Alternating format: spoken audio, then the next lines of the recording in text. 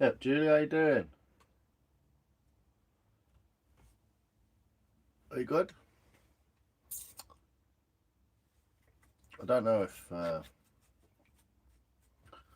just messing around really, but um, I wait for people to come in. JP, see if the Wes and Mike comes in. How you doing? How's your day? I'm just cooking my tea. Oh, Northern Scald. You're fine, Lions. Good. How you doing, Northern? You good, mate? Broad. Who's that now?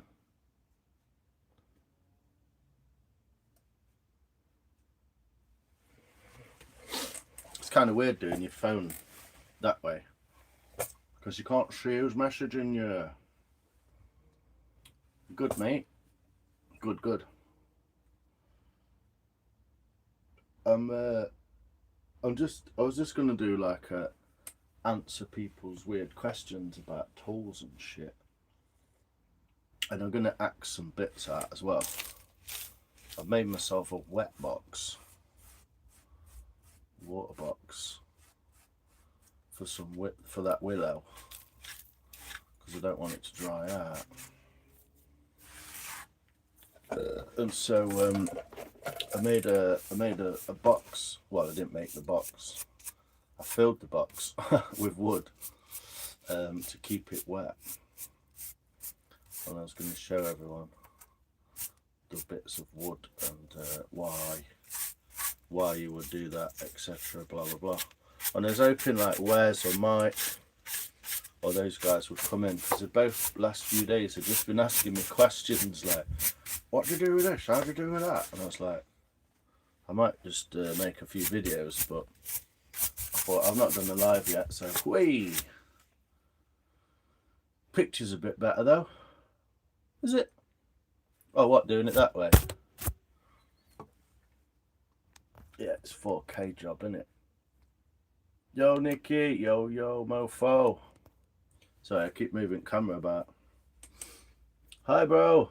Farum Ara. How you doing, sir? I'm cooking my tea at the same time, so I'm going to be nipping off to get my chicken and chip stuck. But I've not really done a lot in workshop today. Right? Well, I have. I've been doing something. I've not been on live, so I thought I'd do like a little evening chill out, see what's happening. Humane movie. What's in the humane movie, Flag? What's everyone else been up to? Good all day? What have you been up to, mate? Oh, good. Thanks, Dash. Appreciate it. If I was Tom Hardy, I definitely wouldn't be on YouTube doing this. But thanks, mate. I suppose it's a compliment, isn't it? Moon is flat. Portal to Amarillo. Elgav, how you doing, mate? Are you good? I'm going to be a little, not boring, but I was just going to show people. Theo, how you doing, sir? Good to see you.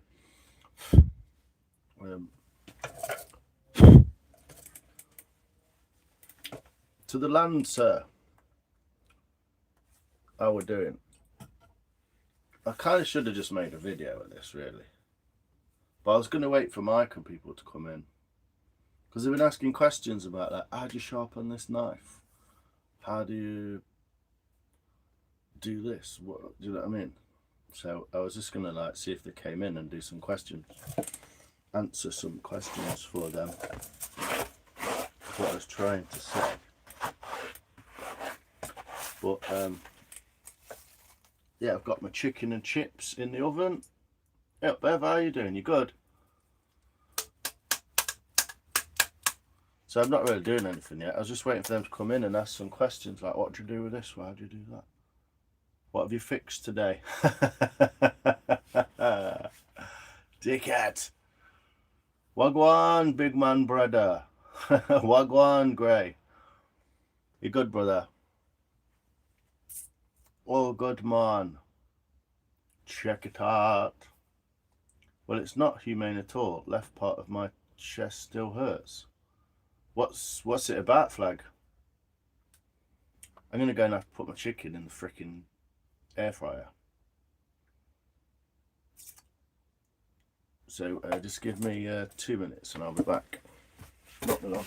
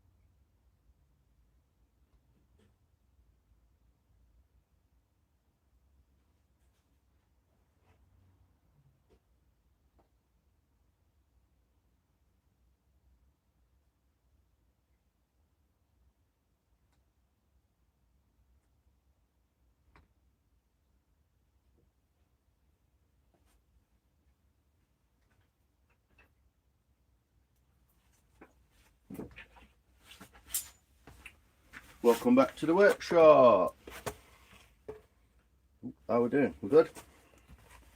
Woodshed, how you doing, mate? I'm here but working. Oh, nice one. Thanks, mate. Hey, Sophia. Asaf. I'm a dinosaur. No. Thank you, Theo. Thanks. Appreciate it. What are you having with chicken line? Chips. Just some chicken breaded dipper things and chips. Salut, gang. What go on, Gray? Oh, the cood man left. Hi all. Yo, Craig, how you doing, man? You good? You had a good day? Didn't speak to you today, I don't think. The cood man is back. Yes. Lions, mate, you okay? Bev. Bev Liverpool. I was hoping some of the American contingencies. This is your poon, Craig. I think I've packed it really well. It's in bubble wrap and some brown paper. I'm not going to show your address, obviously, from this side. But that's yours. So I've packaged that up. And I've also got this one for Mr. Mark. They're going to be going, I don't know what this is going to cost me, but they're going to be going in the post tomorrow morning. It's supposed to be about kindness, but family members fighting and killing each other to escape death. Sounds good, Flag. Cinnabar, the Lamb Books. Craig, Brad, Jerick, Karina, how you doing? So yeah, they're packaged up, ready to go. There's no movement in them boxes. I've done quite a good job on that. But yeah, I was gonna basically just do a Q&A on stuff. But I don't know if the right people will see it and come in. It was kind of for the Yank boys, because they keep asking, like, watch this, how do you do that? How do you sharpen a curved knife? And I was just I'm gonna do some videos eventually, but and eventually I'm just gonna axe out some shit, axe out a blank. Hey, Zelo, Wes, fire away with your questions, my friend, while I'm sat here. What do you want to know? Mexican cartel? Well, yeah. I mean, I don't know. Where'd that come from? Hey! How do you sharpen a curved knife? Good question, Wes. Thanks for coming in, mate. That's the first one that everyone always asks you. I'll put this over there. So, your curved knife's slightly different to mine, but it's still curved.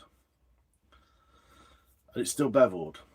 If you look at the main difference between yours and this one, there's two main differences.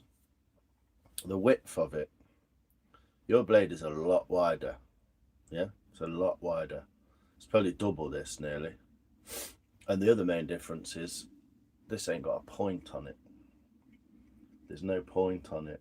Woodshed, yo, Mafia, today, Ethiopian New Year. Happy New Year to Ethiopia. Bev. Yeah, so you don't have a point. I don't have a point, but on yours is a point because it's easy in the manufacturing process. The only reason. But probably the best thing you can do with that point is fuck it off with an angle grinder or file it. Be careful with it, obviously, because if you touch the blade, you might fuck it up. But basically, you can see that this is rounded on the end because there's no need to have a point. You don't need it, and it's only going to stab something. That's the main difference between this and that. But otherwise, it's almost identical. It's just not quite as curved. But this is a compound curve, but you can get like a further curve. But basically, what you're looking at on a knife like this, when you do it, what you're looking at is this angle here. Yeah? Everyone see that? And this angle here. Yeah? So this angle here is the back of the blade. So that's the fat bit that you can touch. Yeah, it's not sharp. So that we can have it could even be flat. It could even be flat like that. But we can ignore this angle because that's not the one we're after. What we're after is this angle, which is the bevel. It's the sharp part. So that's the bevel. If you look on the bottom of this knife, underside, it's flat. You can't really see that, but it's almost flat. Yeah. So this is flat. This is beveled. That creates that angle. So the back of the knife doesn't need to be sharpened, obviously. This side of the knife, the beveled edge, that bevel you can see, this needs to be sharpened. This side of the knife, the flat edge of the bevel, doesn't need to be sharpened, but it does need to be looked after. Because if you sharpen this side, you very often on a knife will find a burr or something on the other side of it. But, so all you need is a strop, a flat strop, and something like this, like a piece. This is just a piece of dowel. So it's a little piece of dowel that I've made a little handle on. It's not a handle, but I just did it for fun, just so I knew which end was what. So it's round, yeah. And what we do is we use the flat piece on the bevel on the outside, where you would normally do a normal knife, yeah. And we use the round piece just on the inside. You don't have to do any fancy spinning and twirling or anything like that. You can literally just do that. And all it is to take that burr off if you create a burr on this side. And you want to keep that flat as possible. Because what you don't want to start doing is putting a bevel on this inside part, yeah?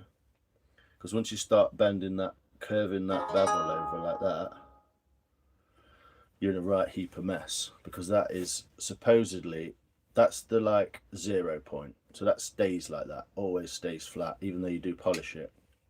This is, this bevel, the cutting bevel, is what you will sharpen. So it's not very flat on here, but flat surface, one of these, some polishing compound on there. It's already got a load on it. Hey Kelly Ferguson, how you doing? So as normal with a flat blade, you would strut. I'm not going to teach you how to suck eggs. You know how to do this bit. So you take it like that, yeah. And what you're doing, think about what you're doing when you're doing that. You're brushing across that surface towards the point or the apex of the blade, and you're just taking off that very last bit of surface just to polish, yeah. So normal knife, just strut like that. Because this knife's curved, you can't hit all the points. See that, obviously. You can only hit that middle portion, yeah. So you could, in theory, you could put your knife at this point here, find that bevel angle, and do that, and then move and do that. There's technically not a lot wrong with that unless you do it too much. And what you start to do is, instead of a curved blade, you start getting like a hexagonal blade. You're putting facets on it, yeah? Happy curmudgeon. Hey, how you doing? Evening. Evening, Carly. Evening. Mr. Max, how you doing? Yeah, so if you start to do this, it technically would work, but you might end up with, like, instead of a curved blade, you'll end up with slightly faceted blade. So the idea is to start from one end or the other. It's not always easy to do this either, especially on a flat surface, but you start at one end or the other and you move along and see what's the angle of this. As you go along, you lower the angle. So you know from stropping that you're not really like, you're not making a massive deal out of it. You're literally just lightly going across the top. And the idea is to go from one end, drop the angle to the other. Yeah, it's the only real way to sharpen a curved knife, is to start at one end and slowly work your way. It takes a little bit of doing, takes a bit of technique. I find it easier to go this way to the point, because you can start on a flat, you can get that bevel angle nice, and you can bring it across. That is how I would sharpen a curved blade, or a spoon knife, a hook knife, whatever you want to call it. Yeah, you've got to be slightly more careful and sort of slower, because if you're on that wrong angle, you're just going to create havoc on your blade. But that's the best possible way you can do. You could, if you wanted to, if you had a curved knife, if you wanted to, you could always swap hands, and you can always push in upwards away from the blade edge. You can do this kind of thing. So that's another way that you can possibly do it. You could just gently just keep moving around it if you wanted. You might not get that same effect. But what I'll say is, as well, most people think sharpening, yeah, Kelly, good. Most people think sharpening, you need to go straight for, like, I don't know, sharpening stones and stuff like that. Yeah, you don't. That's what I'm about to tell you. So in here, I've got an old Japanese Kingstone sharpener, 6,000 grit. If I was gonna, if your knife's basically sharp, as it should be, and you're working with it and you've used it a bit and it needs a sharpen up, then go straight to your strop. One of the mistakes I made when I first started sharpening and learning stuff, mainly with this knife, because it was the one I was first had, I would go all the way back to like 600, 800, 1500 and work my way back up 4, 6, 8, 1500 and then onto a strop. At the time I was using like a piece of wood as a strop, which is now knackered, and I use it for my axe, but that's what I was doing. You don't need to do that. The best thing you can do is strop your blades often, so when you're carving a spoon, carve away, you can feel it don't quite bite, and the more detail you get into your spoon, or the more further you get into doing the spoon. Curved knife, did you, Dan?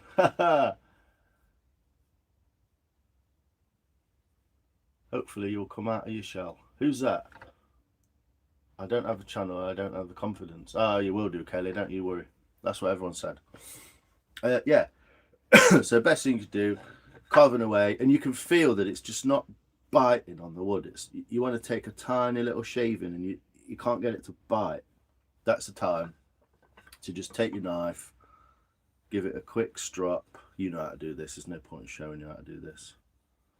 Keeping that bevel angle the same, and at the very end, I'm lifting the knife. If you see the angle when I come off, is different to the angle when I go on. Straight off of there. Give it a few strops, probably 10, 12, whatever, 15 on each side. I'm not too precious about it, but you can tell a difference. If you strut and then go back to your spoon, you'll find that it'll just bite in, yeah.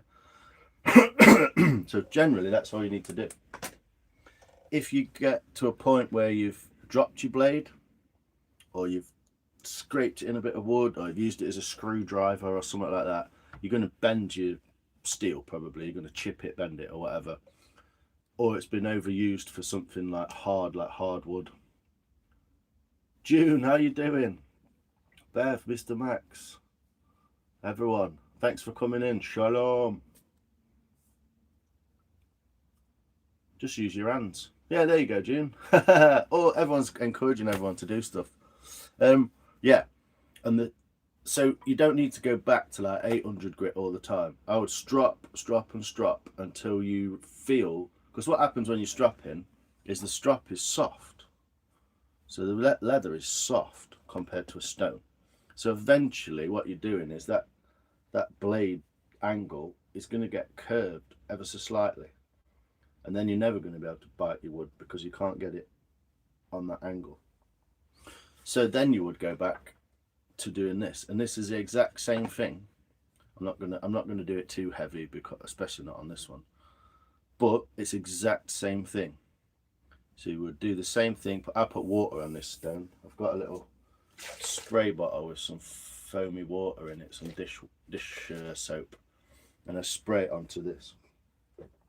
But that is exact same thing. It's a lot easier to keep the angle, and sometimes putting your thumb in the back like that. Yeah, so you want to slide it across and lower that angle. It takes a bit of faffing about, and it is kind of, but once you get used to doing it, you get better at it. So you just, or like I said, you can do it where you go this way, put a little bit of weight on there and rock it over like that. And obviously, because this is a 6000 grit, you're not grating away at it.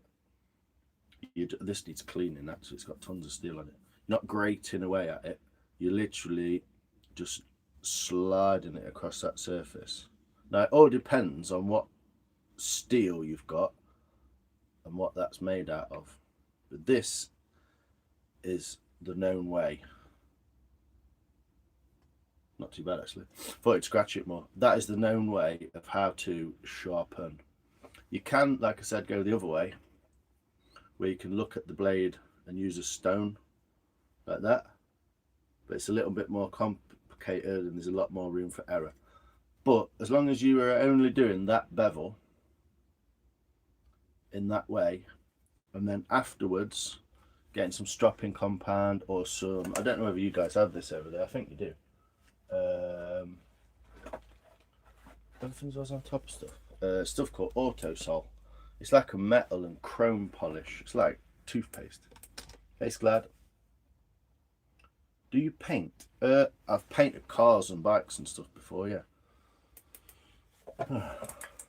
But all you do then, once you've got this side, and you won't see a scratch pattern necessarily, but you'll see it buffed off, won't you? What you do is put it down against something maybe like that. Put your compound on your round piece and just rub it, keeping it perfectly flat. So you don't want to tip over, you don't want to tip back, else you'll miss it. Just get that perfectly flat, look. And that's all I'm doing. Just following that curve. And all that is just to top off and polish that edge that you've just stropped up to. Yeah, because obviously you strop that way, you're going to be pushing material over, and similarly that way. But if you're not going down your grits and you're starting with 6000 or whatever you use, or a strop, you're not going to be pushing much material. So this is really just a little polishing. You put it down if you want to, and just literally just, what I do, I tend to do like a little roll in it, just get an extra bit of grip in there, like that, like that. Yeah, You can do it on that side if you want to. You can use a curved piece, but obviously you're not getting much contact. But basically, as long as, same with a knife, as long as you're keeping that bevel at that angle, yeah, and you're keeping that bevel at that angle, you can't really go wrong.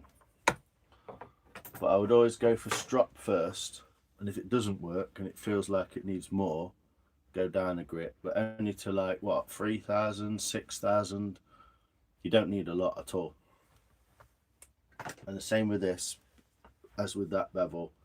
This is the beveled edge, so recognize your beveled edge straight away. Just ID it and go, oh, that's the beveled edge, that's the one I need to concentrate on. Yeah, and literally that's all you're doing, is just stroking across nice and gentle. It don't matter if you don't make it all the way, you have to stop and come to the back and do a bit more. It doesn't matter, as long as you keep in that bevel on that angle and you're moving along and away from the edge. So past the edge that way, not that way. That's all it is. I know that sounds a lot of information and quite complicated, but literally that is what you're doing.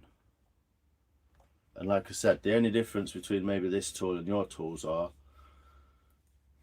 reach out to me if you need help. There you go. June's awesome. She'll really help you out doing stuff like that. Yeah. Not sure where to begin. At the beginning, Kelly. Yes, Dr. Binns, how you doing? Yeah, June's lovely like that. It's real kind. Loads of the Yanks are like that. No offense to call her Yanks, but yeah, loads of them like that. They're great people, really great people. So yeah, that's the way to do it. So a little piece of dowel that's round. You've probably got some round in your shop. If you want, you can always wrap a piece of paper around a pencil or something like that, but you really want it to be round, not hexagonal. But it will work. It's just something to get inside there. So as long as you keep that angle at that angle and you're moving away from it like you would with a normal blade, and you're taking care to sort of keep that angle as you move that knife along like that, you can't really go wrong. So don't be weirded out by it. It's as simple as that. The only difference being with your knives is the steel will be different steel. This is not amazing steel, but it's pretty good steel. It's already been chipped, this one. I don't know if you'll see it, but Lana J, how you doing? Chucking your cash about. Canadian pesos. Ha ha. Hey Wonder Love, how you doing? You good? Adabello, thank you so much, Lana J. That's really kind of you. I'm just gonna have to get used to this. It's nuts. Don't you start, Wes. Strop lessons, mate. Quit it. But the only thing, the difference is the steel will be different. So your steel will most likely be more mild, less heat treated, and possibly have more like chromium in it. Is it chromium? Stop it, Lana. Just you found a new button. You got to play with it. What are you like? Bring me to my birthday. Well, happy birthday, Corby Cool. Hey, Wes. What are you doing, woodworking? Yeah, I'm actually doing it in the dark, I've just noticed. Almost dark. At the minute. Let's have a light on. Let's have a couple of lights on. You guys, I really appreciate you doing that. It just freaks me out and I don't know what to say. So, thank you so much. Thank you so much. Is that better? Bit of shadow in there and all that, but Lana, thank you so much. It's getting, yeah, I'll take your spanner off you, Wes, if you keep doing that. But yeah, this is I hope you can see a little better now as well. It's as simple as that. You're just going along the curve, and if you don't get it right and you're like, oh, you just move, stop. Just get nice and comfortable doing that kind of thing. And eventually, muscle memory takes over and it starts to just become a lot easier. Dan, you as well. What's going on? Stop it. It's not, you know, it's free. It's free. It's just knowledge. Just enjoy it. Thank you so much. Cheers, Dan. You're mad. Put your hand on the camera. Thanks, Julie.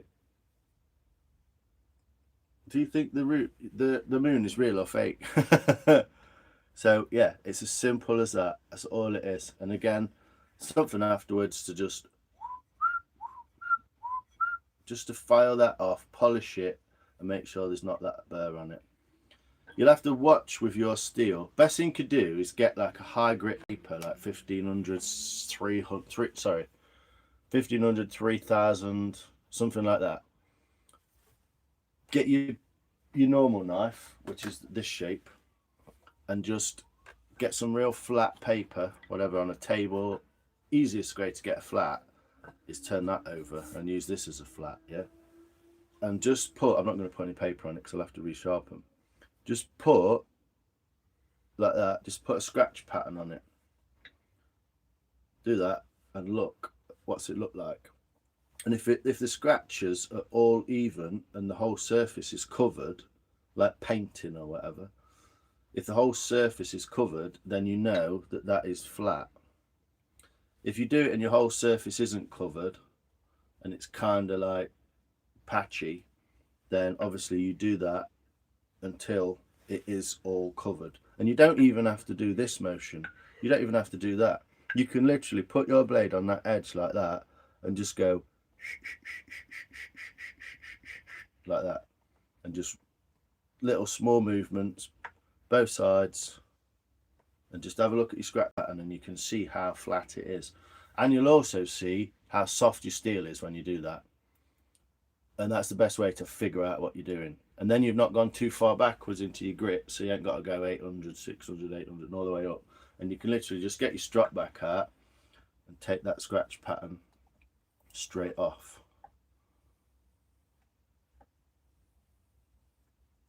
Like that.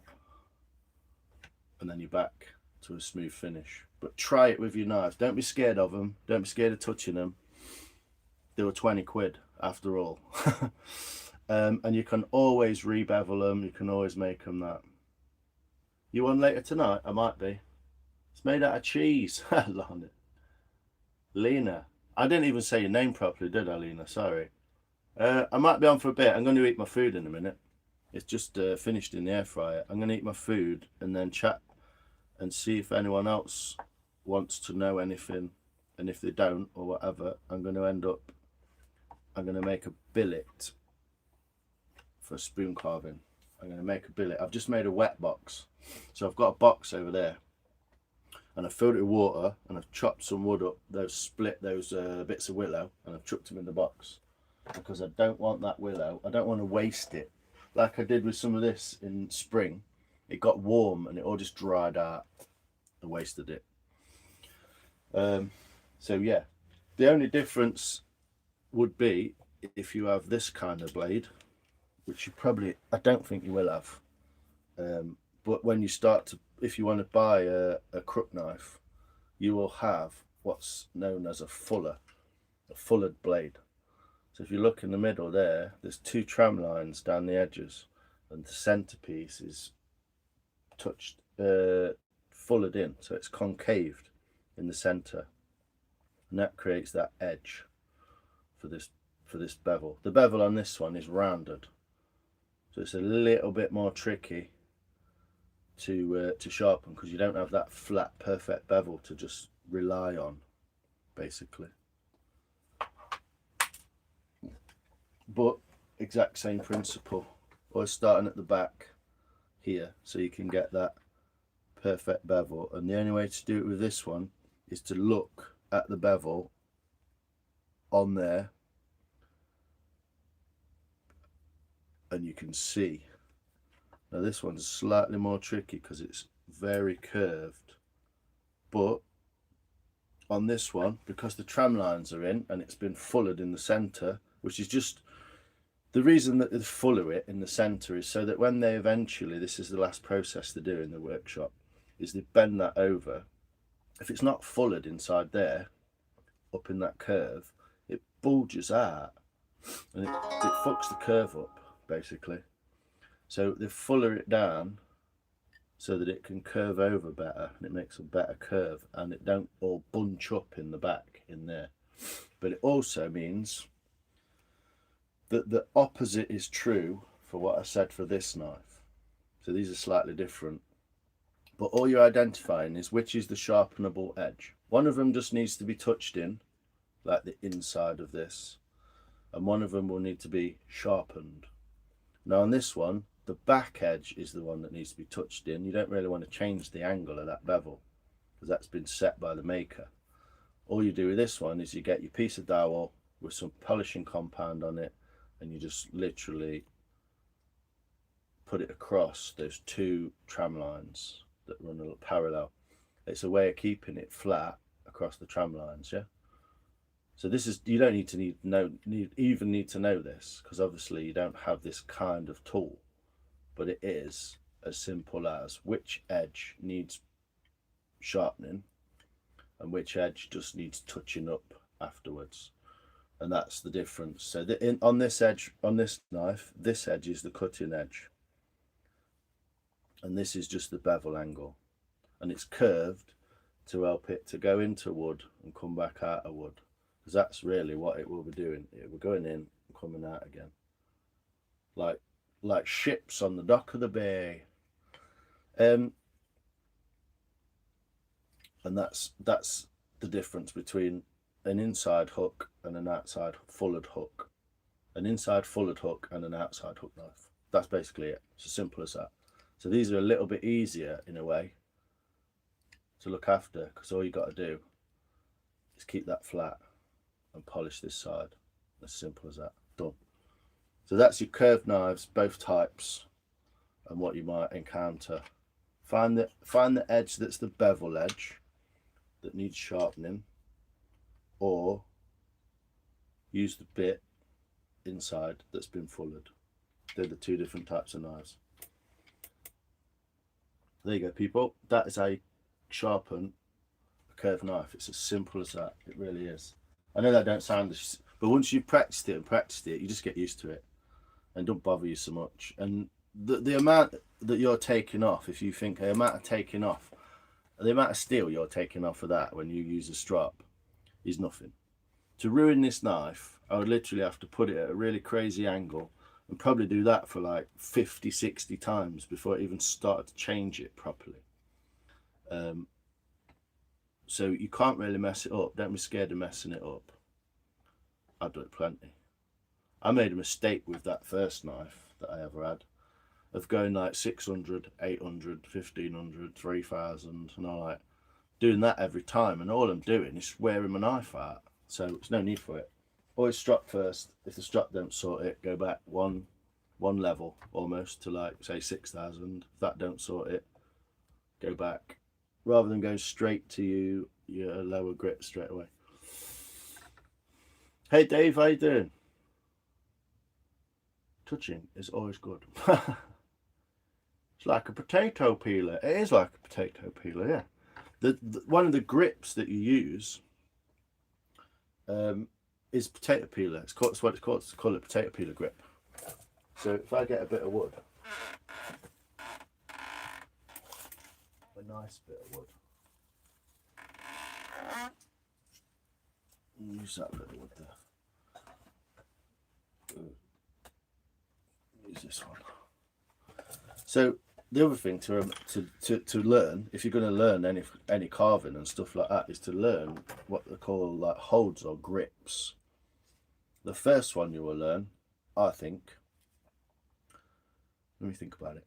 First one you learn is a chest lever, yeah? So you put your hands together like this with your knife blade facing away from you. It's facing your palm actually. So you're not, normally you would hold a knife this way with the knife facing your knuckles, the blade facing your knuckles. But what you do is turn it around 90 degrees to face your arm, and you use it like this.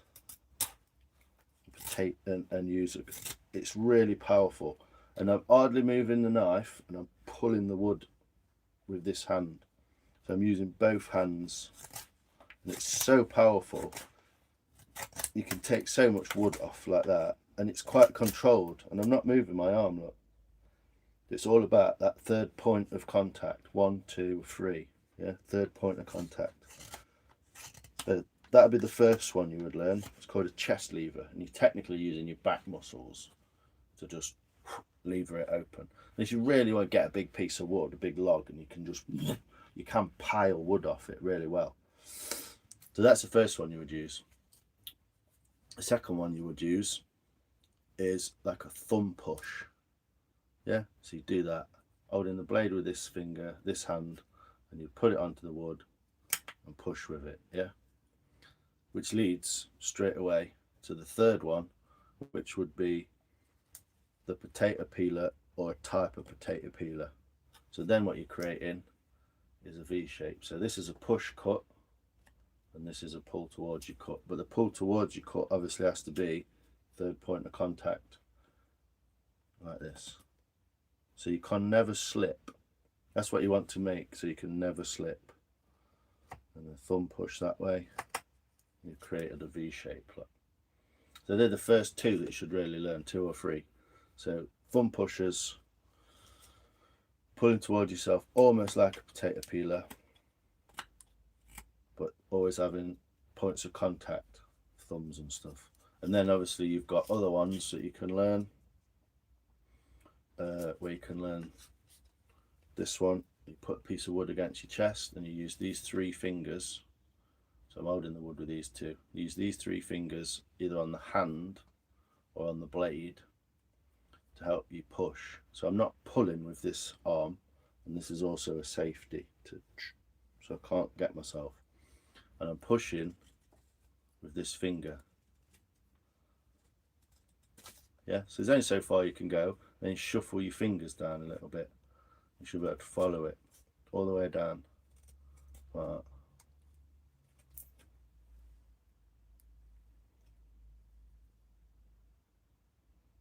Thanks, Gemini. I appreciate you. I'm into pottery, and the tools all have a purpose, obviously, but it's like your tools for wood. Yeah, same. Good man. Leather strop. Yes, that was a leather strop. I don't know if you're behind slightly on the chat, but yeah, it's a leather strop. But yeah, so that's the 4th one you would learn, which is slightly more advanced in a way, but it's a really good one to learn, because you can get you imagine a spoon with a handle.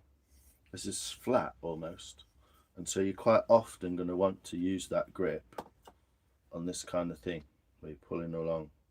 And if you look, because I'm holding that with 1 finger and the thumb, I can almost get the full length of that handle, look, by just pushing along. So even down there in this oak wood, which is quite tough, you can still get just enough reach to just push it. So a little bit of pull and mainly pushing from there. So that's your main grips, what you would use. So chest lever, a push, thumb push cut like that, and your little potato peeler. The other one obviously is the actual potato peeler, where you're going to be cutting this way, but you're not cutting towards your thumb. You really want your thumb to be below on something like that. So inside the spoon is a good place to put it, and then you can never cut yourself. Yeah, so that's potato peeler on a spoon like that. Or the thumb cut, the thumb push, again, you would use it like that. There's a couple of other things you can learn, but it's more, they're almost the same. Even if I cut this, look, so if I'm cutting that, I'm using that grip, a finger push. If I'm going to cut there, I'm using a thumb push. Yeah. If I want to cut it like this along the edge, that's a potato peeler. So it's almost always one of those 4 main holds. And if anyone wants to watch a video on that, I'll open a new tab. Let's have a look. I'll show you the guy's name. He's a great guy to watch. really old dude. It's like a weird 80s videos.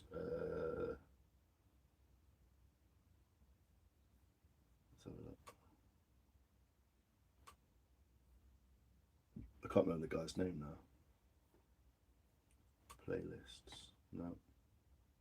Yeah, if you go in my playlists on my page, you'll see there's one for craft, there's one for spoons. Oh, they're all private, so you can't do that, sorry. But yeah, there's one for spoons, and I'll show you what it's, the guy's name. Willie Sandquist. Willie Sandquist. He's a Swedish guy who was traditional, and the video's from 1982. Willie Sandquist. And if you watch that video, you'll learn loads about grips, how to do them. But they're the main four. So chest lever, potato peeler, like that, a thumb push, yeah, and then the finger push, just for stuff like that. And it's surprising how much control. It's all about control with carving and with a knife. The point of it isn't to do this. Yeah, this is not the point of carving. Yeah, looks good, whatever, looks uncontrolled. The point of carving is to do that with control, so you can stop almost at any point. If you can't stop at any point, you're putting too much power into it. You don't need to. Basically, it's as simple as that. And the same with this. I don't need to put a lot of power into this cut, but I can be really deep. I'm actually stopping the knife with my thumb. I'm pushing back with my thumb, so it's just gentle, tiniest little bit, just to get that. If you need to do more than that, then you need your axe out. It's a different tool altogether. There you go. So they're your first four things you should learn. Chest lever, which is basically like a bushcraft. That's what you learn in bushcraft. It's slightly different, but you can learn in bushcraft to hold your knife like this and pull your wood underneath you like that. Pull the wood away from you, sorry, like that. And you never even have to move the knife. Super safe. A bit different in carving. You can do a bit of more of a flip like that, but you're still on your chest. You can't go anywhere because you're holding you. This is the safety. There always has to be a safety. And the more spoon videos you watch, and the more you watch people do things, you'll see them do things and you think, does that look sketchy? But then you'll look and you'll think, he can't go anywhere because he's got his chest in the way, or he's got his arm in the way. Yeah, they're the first four to learn. Chest lever, thumb push, potato peeler, and the finger push along the side. You do, if you work in those principles, basically you end up, when you're first learning to carve a spoon,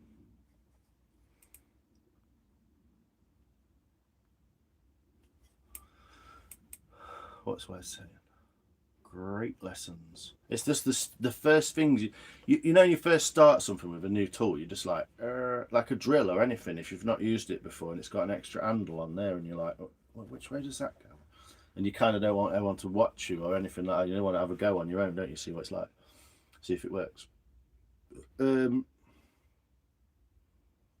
Basically, they're the basic principles you need to work on. So you'll find yourself with a spoon, you might end up carving a couple of 3 spoons or 4 spoons, and you end up and you're carving away and you're like, oh, I need to get that bit there, and you just do something silly, do you know what I mean, where you're just like, I'll just cut that little bit there, and it's fucking straight through your thumb.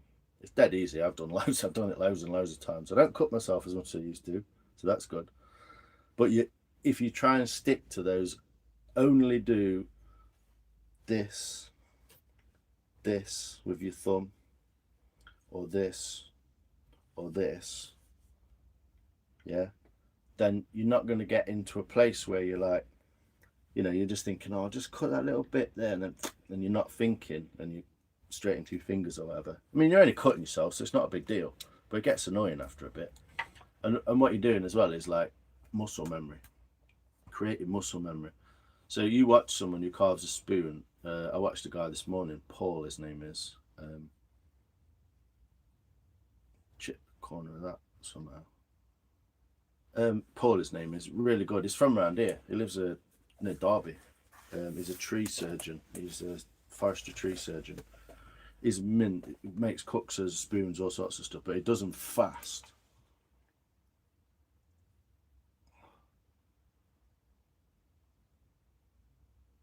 It doesn't. Yeah, he can make spoon. He makes a spoon in about 15 minutes whilst talking,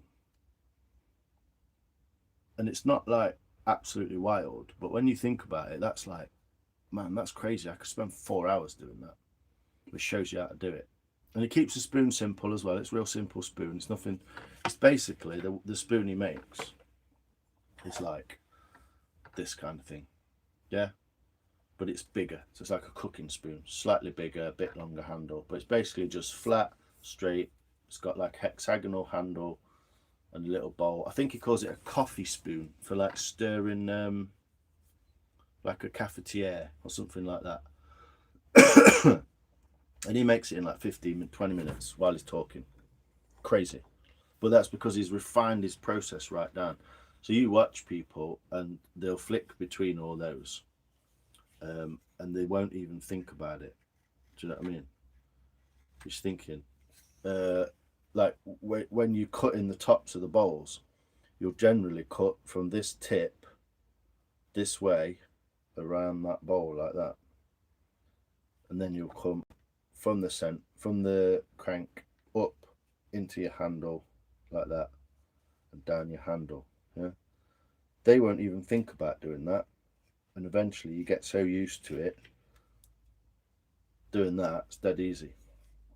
This side I find a lot more difficult. I have to use a thumb push from this centre bit and around, and then change my thumb position, come through the neck, and then probably change and come this way. But all those things, you just get used to doing them. And that's what I'm saying, muscle memory. So concentrate on them first 4 holds or grips or whatever they call it. I'm glad you're listening to. I'm glad you're taking something from it and enjoying it, Wes. Because that's the best way to do it. And even if you're just getting a piece of wood like this, yeah, that basswood, what you've got, even if you're just getting a piece of wood and you're just practicing making stop cuts like that, putting notches into it, yeah, just practice it. Or practice, take the corner off it, so that corner there, look, just practice what it's like to bring that corner off,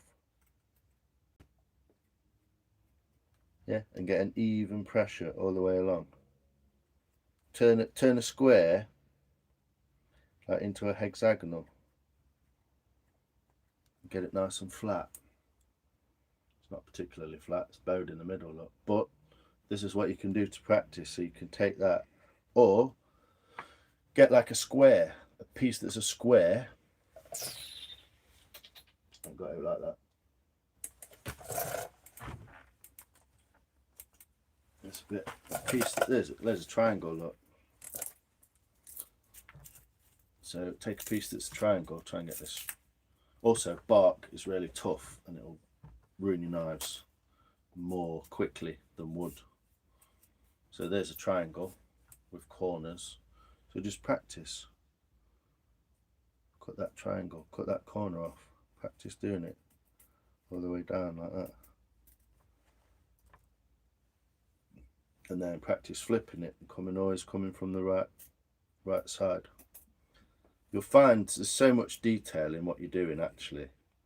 It's kind of mind-blowing. But you don't need to get into all that. If you feel your knife cutting in and it's not cutting right and it feels like it's digging in, just flip it over, come the other way. So there's 2 ways to skin a cat here. Look, I can use this, or you can use a thumb push and just work my way along to the end and just change and move. It's the same deal, isn't it? What we're doing is the exact same thing. So go as far as you can, flip it over, come back the other way. And the more you do it, the more you'll realise what you're doing, and you can look at what you're doing and go, like it, kind of thing. Yeah.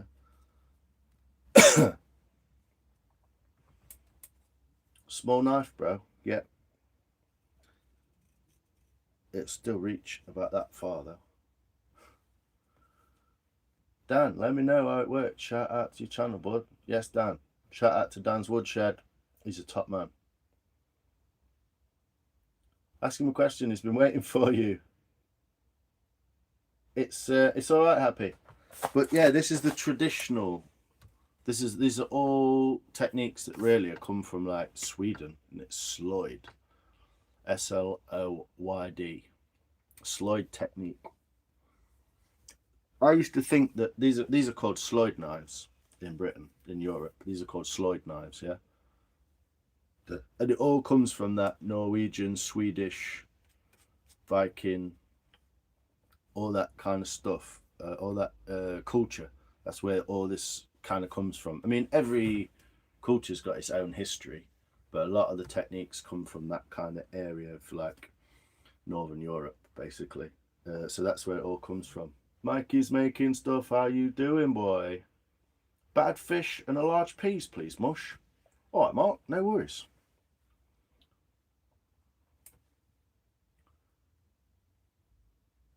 Once you whittled a stick into a smaller stick, yeah, that's what happens, mate. And did you feel good about it, though? Adventure Nomad. How did you feel about it? Tell us your inner thoughts about whittling that stick and making it smaller, and what made you feel like sharing that with the people of the world, my friend. Competition time. I'm ready. Competition tonight? Yes. So we've got a carving competition going on. There's another little technique, look. So hybrid. So it's not a finger technique, but I'm using the chest to stop me. I'm just running down there, look. Pulling it, I can get that quite close to me. And I know that I can't slip. Should really be wearing a bib, a bodger's bib. But yeah, this is all traditional technique. And so they're hundreds of years old. So all you're learning is what everyone's known before you. And it works well. Just learn it. I'm just sitting, carving and learning. Lions, would you make earring for yourself? Yeah. Like this one. I made this one for myself, Kelly. I'll show you a couple of them. I'll show you a couple of them that didn't work. So there's one I made. Just to prove the concept on the drill. I just wanted to prove that I could make this. Whoa. I wanted to prove that I could do this with the drill. Like that. And lean it out to make all that. So bit of oak, square oak, chiseled down into a round, drilled it all through the middle. Yeah, there was another one. Oh yeah, there's one that I thought I tried to scoop out with a knife. I tried to just put my knife inside there and carve out and out like that, and it kind of works. But I chipped the back of it. So I chipped the back of that, so it's no longer round on that side. But yeah, you don't actually even need a drill. You can just use your knife to just create a hollow and just keep carving around like that. A fun thing to do, a fun project to make. I don't know if you've ever seen them, but a fun project to make is one of these. Made a pallet out of a coffee table. Mike, I was working, but lines took me away from it. Sorry, Dan. Get back to work. So there's a carving competition happening. Is it on your channel? And whose channel is it? Captain Dremel Tool is going down. Yes, Mike. You need to learn all these as well then. Quick. Yo, Bins. Yeah, I will eventually, Kelly. I will. I'm working my way towards that kind of. I'm working my way towards more skills, to be honest. Not just. I'm not trying to be a perfectionist, but it's less than a year since I started actually doing Greenwood carving. But yeah, this is another project that's real simple and loads of fun. So that's a piece of birch with the bark on, and it's called a shrink pot. This one didn't work perfectly, it cracked. What you do is you get green birch, drill a hole in the centre of it, scoop it out, which is why it reminded me, because you can use a knife like this. You don't actually have to have a curved knife, you can use a flat knife. You can just curve round and round, and you leave it like 5 mil or something, 4 mil in the middle there. And then what you do is you get another piece of wood that's dry, so this is wet and this is dry, and you make a disc by putting it underneath and drawing around it like that. So put your pencil in there and draw around it like that, and then you take your knife and you cut around in a circle like that and make 2 lines really close to each other, like 3 mil, 4 mil, and you kind of use the corner of your knife to just pick that out and make back a trough inside there. So like a dugout inside there. I can't think what, like a channel, yeah, inside there. And you take the piece that you've made that's that shape, that's dry, and you push it inside and you let it dry, and it shrinks around it like that, and it puts a bottom in it. The electric whittler. Well, let's have some fun with that then, Mike. And then yeah, you can put all your pencils in. I mean, look at that, it's not even two inches high. It's a tiny little bit of a branch off a birch. If you get green wood, put the dry inside it, it'll shrink onto the top of it. Look up shrink pots. My mate Gary, who made that knife for me, he actually introduced those back into like Greenwood practice at the Bodger's Ball and started teaching people how to make them, and people were like, where'd you get this from? And it's like something he picked up years ago. Now I've not started the clogs yet. But yeah, even just getting a simple piece of wood like that, even a piece of firewood, yeah. So you got a piece of firewood, you're cutting some firewood, you got a bit of a fire thing going on, you got some blank bits. Just get used to making it square or making it flat, or get a square one like that, turn it into a round by cutting the corners off it. 1 corner, 2 corner, 3 corner, 4, and that makes 8 sides. You've got an octagon. And then if you cut the corners off an octagon, you're almost in a perfect round shape. That's what I did with this old spoon. That's how I created this. So it was square, and then I literally just took the corners off the square like that and made it into a round. I like walnuts. I like walnuts. I like Brazil nuts though as well. Crackpot. Who's a crackpot? Shrink pot. Yeah. At least no butts in tonight, I see. Yes.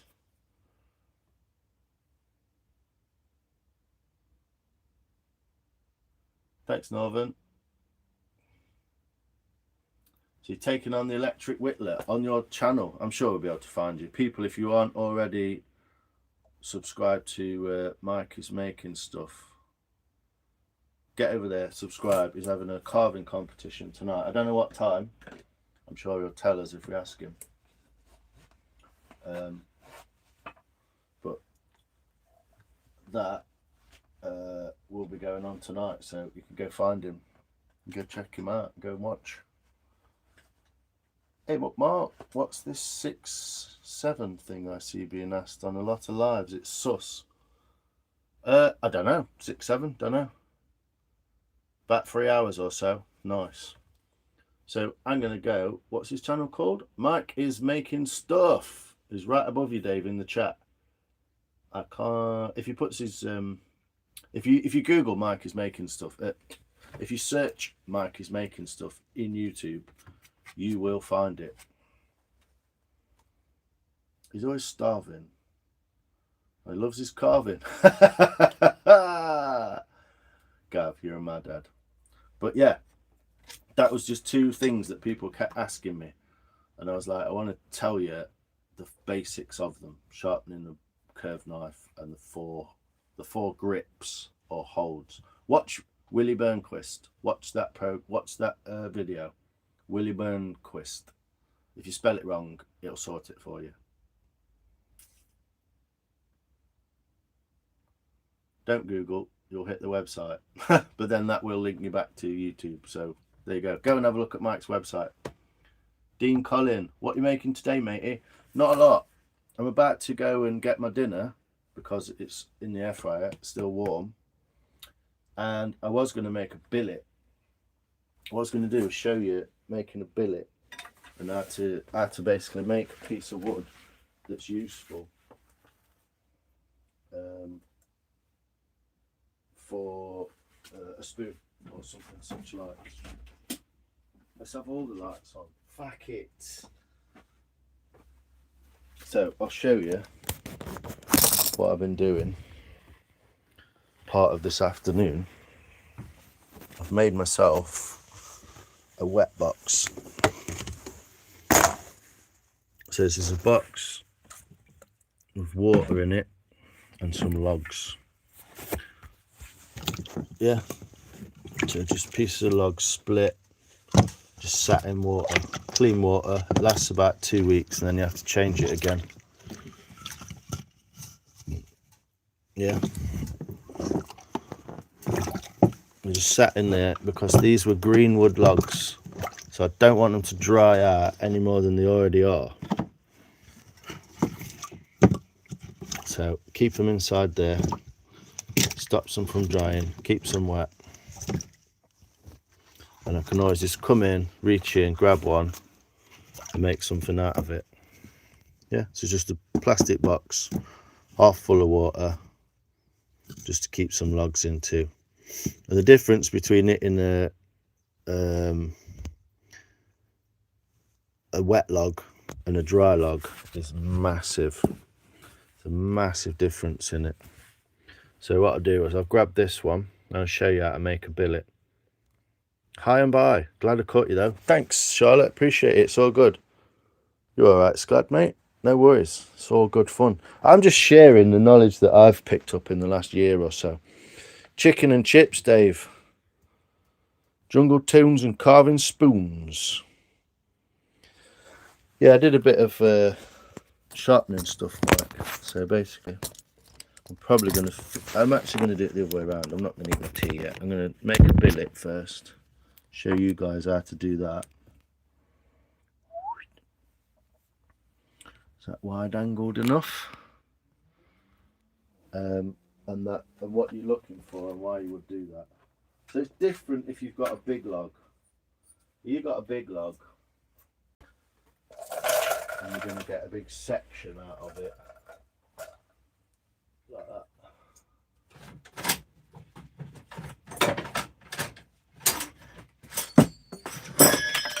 We're dropping everything now. You're going to get a big log like that. Yeah, that's a section of that log.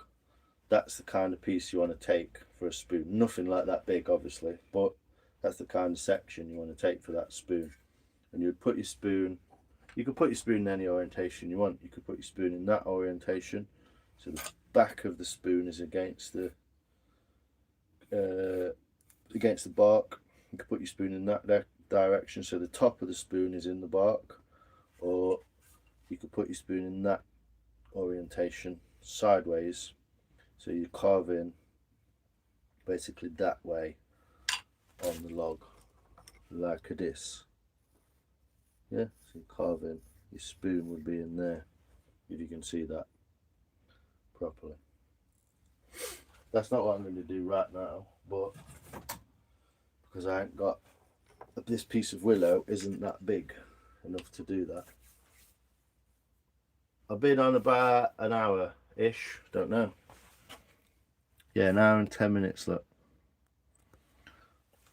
So I'll show you how to make a billet from a log, basically. So what you want to do really is this top piece, get rid of that bit. And the reason we're trying to get the log how it is to get this pith out of it. And you can see in this wood the pith. You can see it really nicely in there. Thanks, Sebastian. I appreciate you, brother.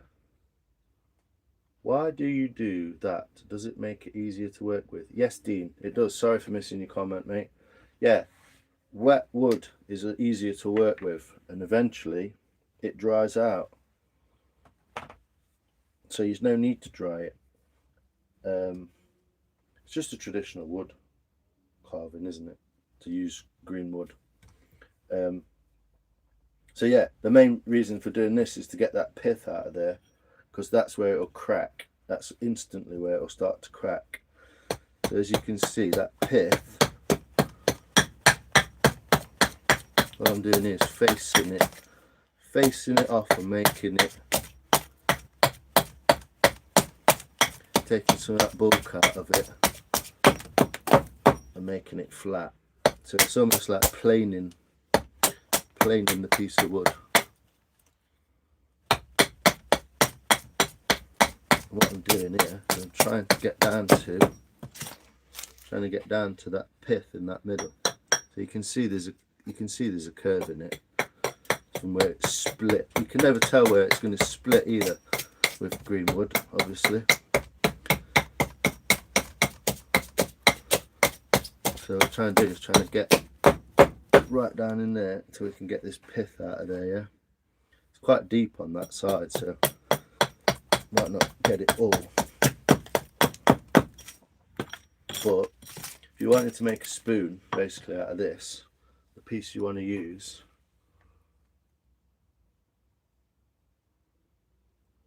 takes logs from park and uses Gav, you're mint.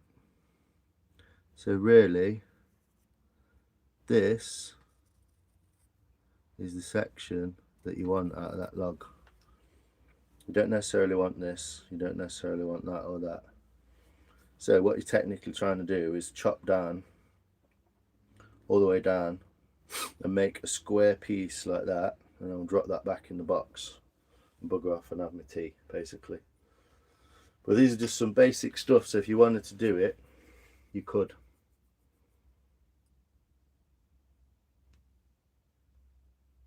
Yeah, it's a nice bit of block, isn't it?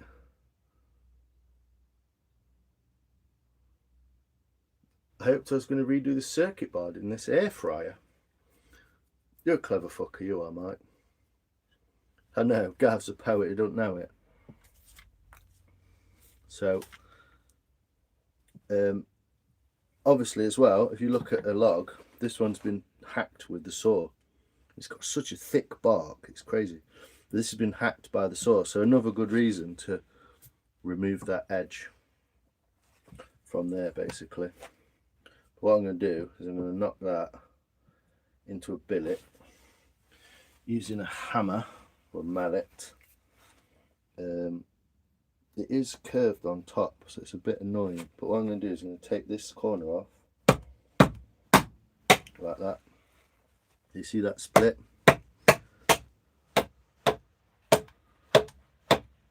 I'll take that corner off.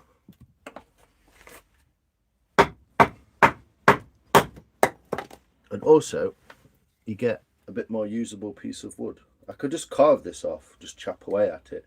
But if you split it off, you get like a few more usable bits of wood, you see. So it's not perfectly square, but unbelievably, if you draw that shape on that side, you will end up with a spoon shape, won't you? So, oh, my neck's so fucked today, it's hurting. So I'm going to do a similar thing on this side. Take that edge off. The tool roll didn't fall on top of me.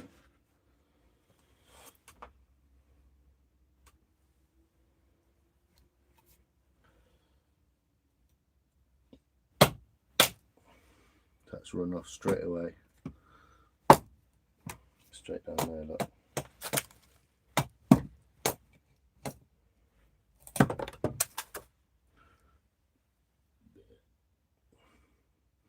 So what I'll do is I'll just chop that bit.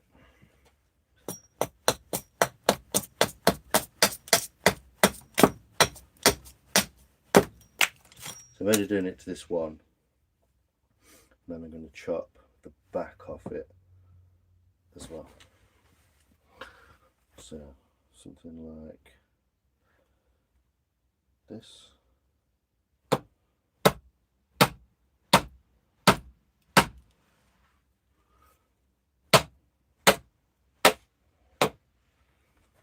They don't have to do this, but if you, this is just what I'm going to end up doing because I've got this water box now. So there's the split piece.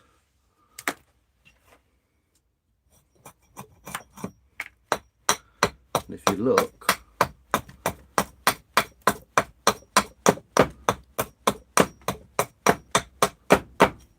what's happened is I've almost made that same shape. And also it's thin at one end, this end, and fat at the other. So this is a perfect place to start curving that, start making that bowl into, like that. Or I could flip it and make the bowl this way of the spoon, so spoon here, like that. Yeah. Whoa.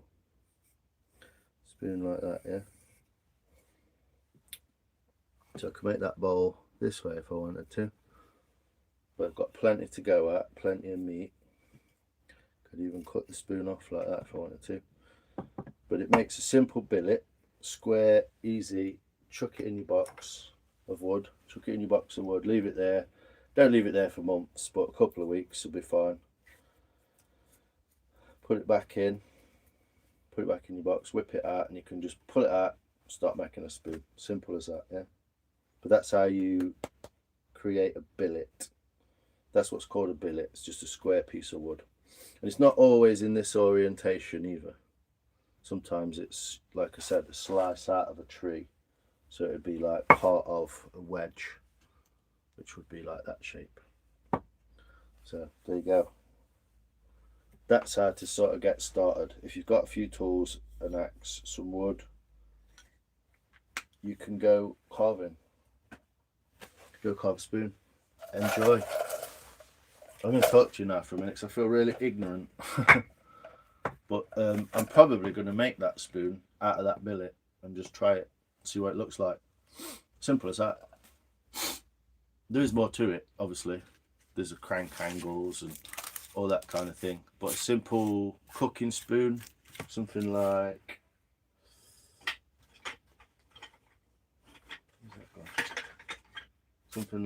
this or this. Simple cooking spoons, super easy, nothing too detailed, nothing too crazy, just simple cooking spoon. The point of making them as well, it's weird because for me the point of making them is not to end up with a spoon. That's a byproduct. The point of making them is the carving process and how you learn stuff and how it makes you feel when you do it, which is good. Makes me feel good. It relaxes me. It's chill as fuck. It's lovely. I do get frustrated, don't get me wrong, I do get frustrated, but something like that, anyone could make that spoon. Real easy. And it's not that impressive, really. I mean, I could take a bit more out of this neck and make it look a bit nicer, but that will do its job. You will be able to stir a pan with it, and the point is you will feel good about making it.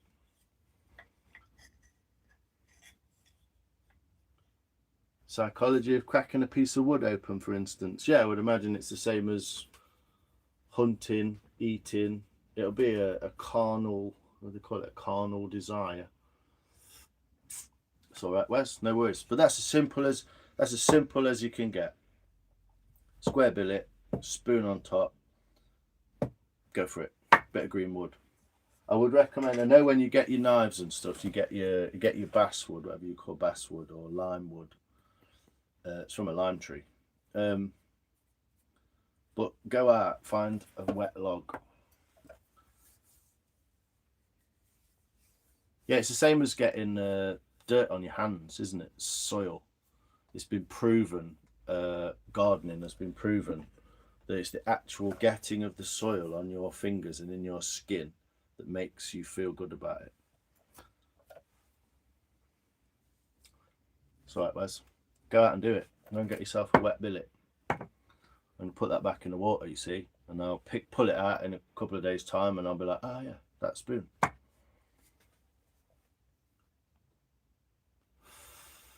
Thanks, Charlene Wilson. I appreciate it. I've made loads of different ones. I could show you loads of them, but I don't know if it bores everyone to death, but all sorts of stuff from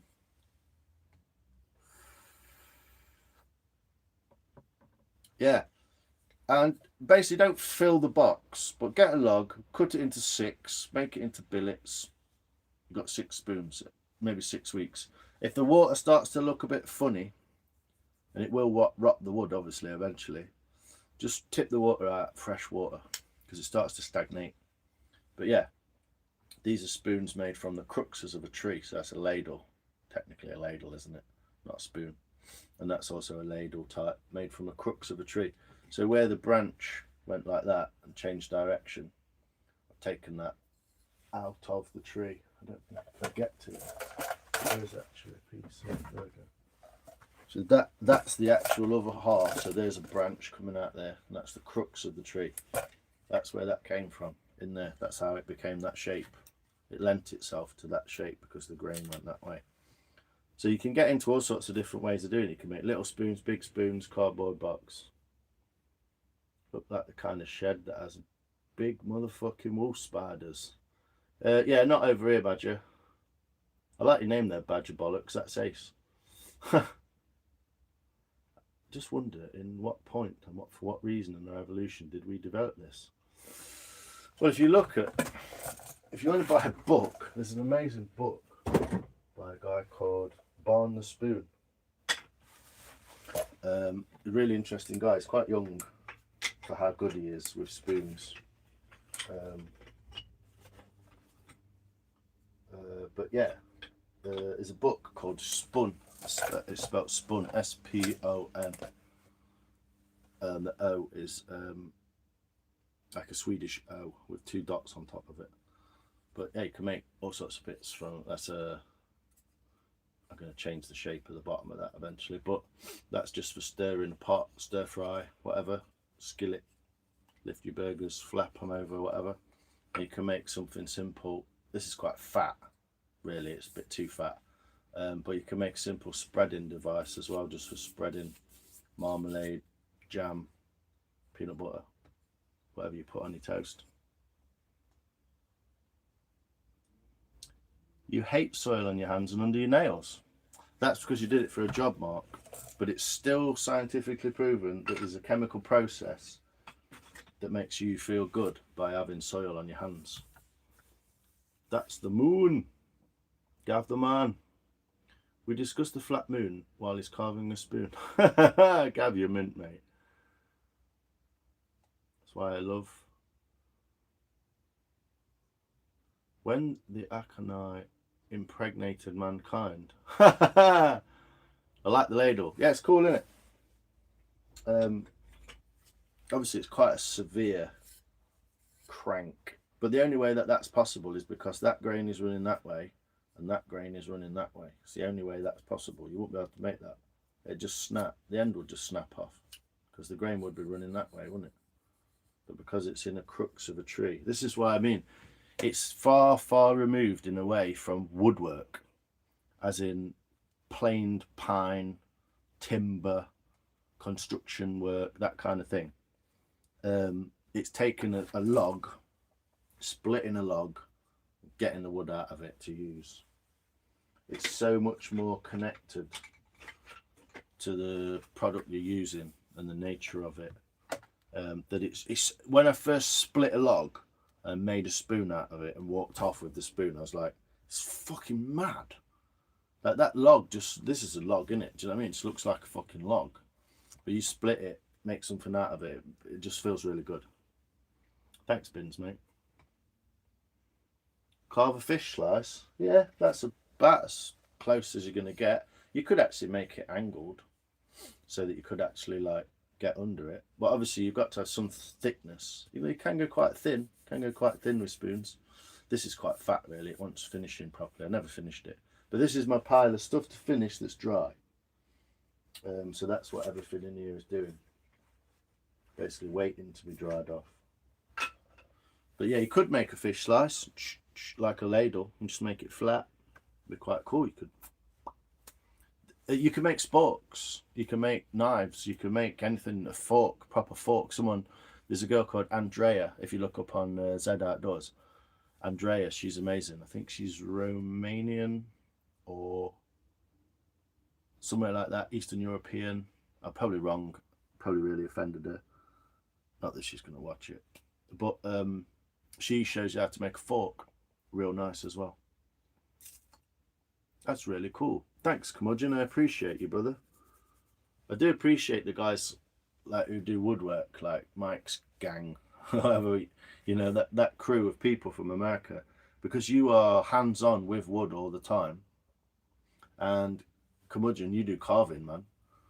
But when someone like you says that's really cool, it like means more because you know what you're talking about as well. Do you know what I mean? So it kind of has a bit more of a like, ooh, that guy knows what he's talking about and he thinks it's cool. So it has a bit more of an effect. So I do appreciate it, man. Hello, my friend. Good job. Thank you from Russia, our Russian friend.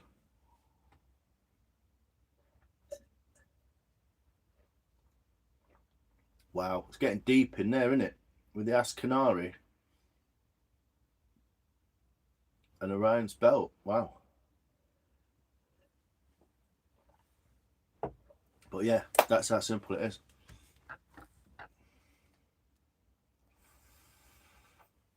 Gav, I've actually got an electric guitar with the neck, and the neck is snapped off the body. It's a GS. No, it's a Les Paul's looking copy of, I think it's called a Dean or something. I've actually got the body of it and the neck, and it's snapped, and I need to make a new body for it. So one day I might do that. But I couldn't make a proper guitar like that. That's some serious skill, that is. You've really got to know what you're doing. You've got to use certain parts of the wood for certain areas. It's a real proper skill. But I could make a body of a guitar, yeah. I bet a lot of these guys could as well. Mike wears Dad's Workshop, the guys who, I can never remember everyone's name. Runic and all those guys. They have the tools to plane flat, CNC, drill out, routers and all that sort of stuff. So they could probably do that stuff as well. But an acoustic guitar, I mean, that's amazing stuff. That's really amazing. An acoustic guitar, literally just, you know how fragile they are. You could literally crush one with your hands, but so well made, isn't it? I'm an alien. Cool. We are all, in essence. Yeah, we're all stardust. Is one of the places, yeah. Being all nice and shit. Jeez. But yeah, Wes has gone out, bought himself a cheap little carving kit. He's really enjoyed himself, and he's 2 spoons deep now. He's 2 spoons deep. He ain't never getting out of it.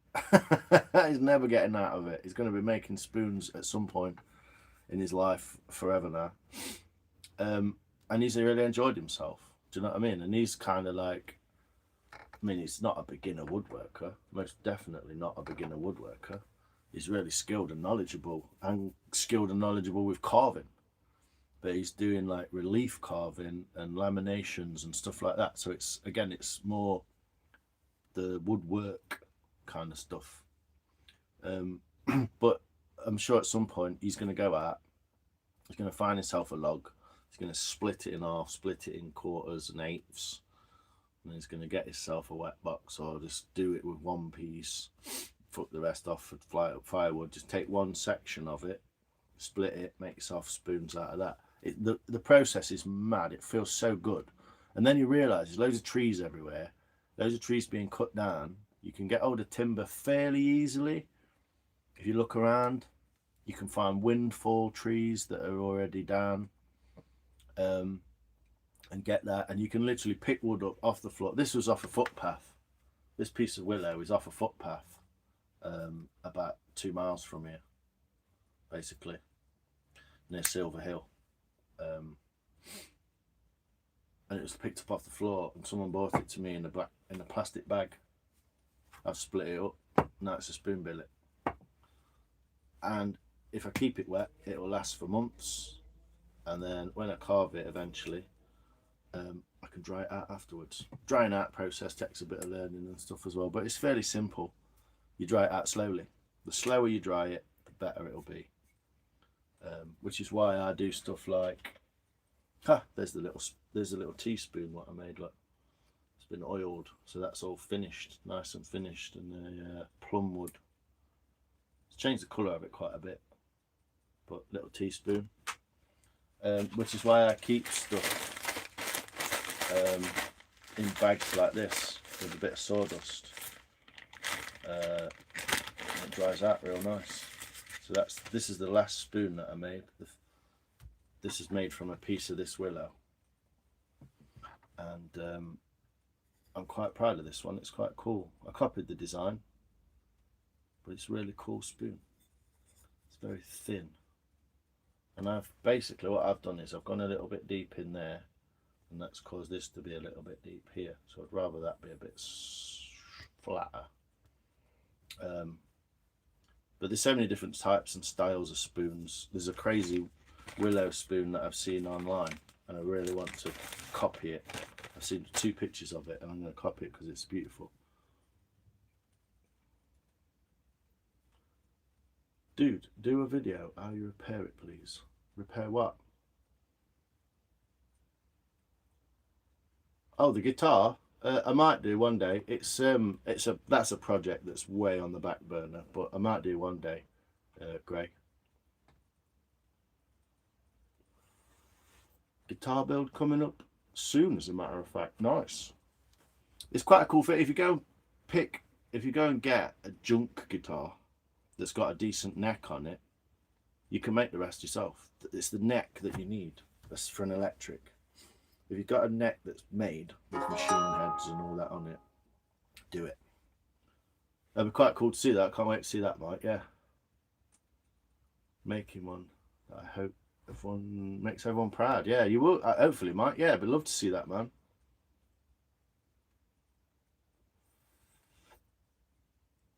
Yeah, has he still got it, Gav? Yeah. He did make a weird little guitar as well, yeah. No doubt. Yeah. Try it, Wes. Go for it. And basically, to show you what I've, not just to big myself up, obviously, just to show you what you can do. This was one of the first things I made when I first got my knife and my axe, and I was like learning to carve and doing this, and it's a bit of oak. It's absolutely rock solid, and because I've used it, it was a branch, that shape basically, so I just followed the branch. It's not particularly supposed to be that shape, even though it looks more like a pipe than a spoon. But I basically made a little spoon shape, used my axe, used my knife, and I was like, cool. It's a bit silly, but I just used it. It's the first bit of wood I could pick up off the floor. So I've gone from making this in November last year to making this about 3 or 4 days ago. Simple as that. The difference between these 2 spoons is insane. This is a beautiful spoon, kind of nice spoon.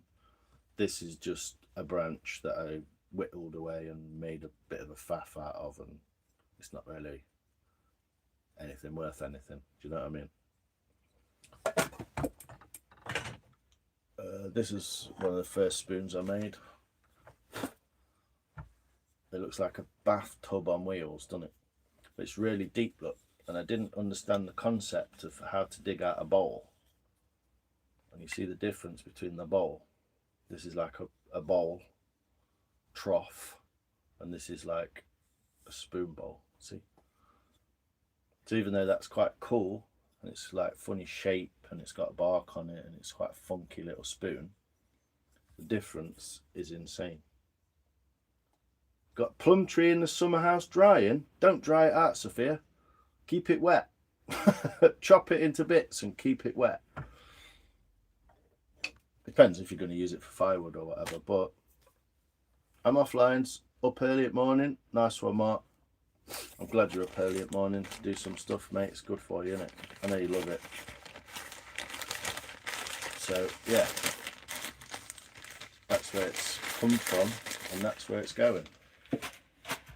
And basically it's in about 10 months or so that I've managed to get to that point. I can make tiny little spoons and stuff. But now I've got this willow. I really like this willow wood. It's beautiful to carve. So like I say, I'm going to keep some of these billets green and wet in the box. Hell of a go, man. Cheers, Mike. Yeah, cheers, Mark. I appreciate you. Plumwood teaspoons, gorgeous, isn't it? Yeah. There's 2 others that I made out of the same piece of wood. So that's one that's finished and oiled. These are the ones that aren't finished yet and not oiled. So they're both made out of the same kind of wood. Actually, this piece here came from there. It came from that edge there. That's what I knocked off. Chopped that bit off to make the bowl shape and the handle shape. So that piece of wood came from there, and that piece of wood I think came from there, like that. So they're just the offcuts that I've made into spoons as well. So hail Brian May. Check it out, Mike.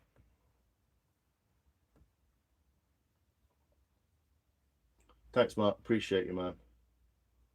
Lions, if you make a smoking pipe from plumwood, I'll buy it. I'll have to get hold of some more plumwood.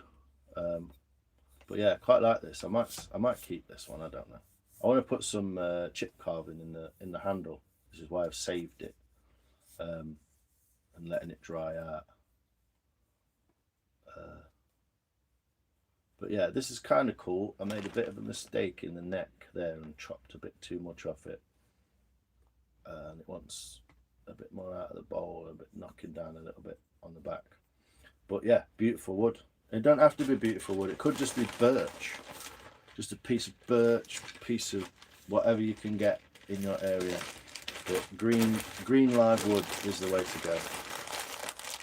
Like a wizard's spoon. Yeah, it does, doesn't it? Thanks, people. Appreciate it. But yeah, I just wanted to do a quick thing and just show people, but so they can go away at least and like, how did he do that? Oh yeah, and just try and sharpen their own tools and stuff. Be proud of it, man. That's an origin story.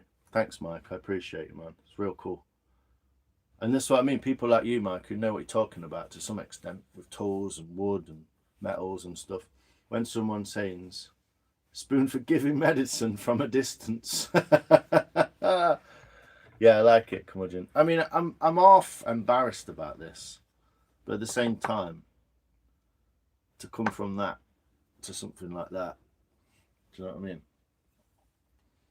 It just shows that it's just learning, it's just practice. But yeah, that'd be quite a good one, wouldn't it? Give someone the medicine from all far away. Good for like flicking peas as well, I would imagine. Make a good catapult. What are you laughing at, Sphere? Very unique spoon. It is, Carly. Yeah, it's the one that I finished that you put your name on. You put your name on this one, didn't you? If you want it. I've never heard of a wizard spoon. Only a wizard sleeve. Nice that you kept the first one to gauge your progress. You really had a lot of improvement. Post some before and after pics. Yeah, I'd have to. I will do, Gray. I got loads of stuff on Instagram. I got my Instagram account shut down. I had tons of spoons on there. I think it's too late, so I've been in there for 3 months. My intention was to burn it with some rosemary drying too. Nice. Yeah, well, you use it for what you want to use it for, Sophia. Yeah. But remember, you can carve it even if it's dry. So, worth a go. Carving tonight and thinking one thing. How much is Lion's going to be laughing at this shit? I'm going to be learning something. I'm going to be learning something, mate. I know nothing. You all look at me like, oh my God, he knows all that about carving. if you met my mate Adam Wise, man, that guy knows some shit about carving and about tools, about wood, about processes, about to do things not to do. He's real clever.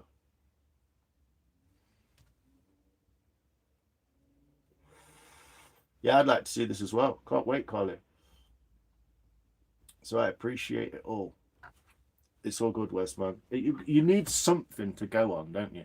I would recommend Zed Outdoors, but you need something to go on. Sit with a video, do what they said, copy it, pause it, do a bit more, read it, pause it. That's what I did. And that's how I learned to make bits and bobs. Bloody hell, it's midnight here for me. Yeah, it is. Hey chat, hey Kai, how you doing? Why do I keep old nasty projects? Because I don't know how far I went, because I look back and see what it was. It's a lovely spoon, Carly. It's a coffee spoon, isn't it? You want it for your coffee? I'm instantly in love. Beautiful classic work. Thanks, Kai. I appreciate you, man. That's real nice.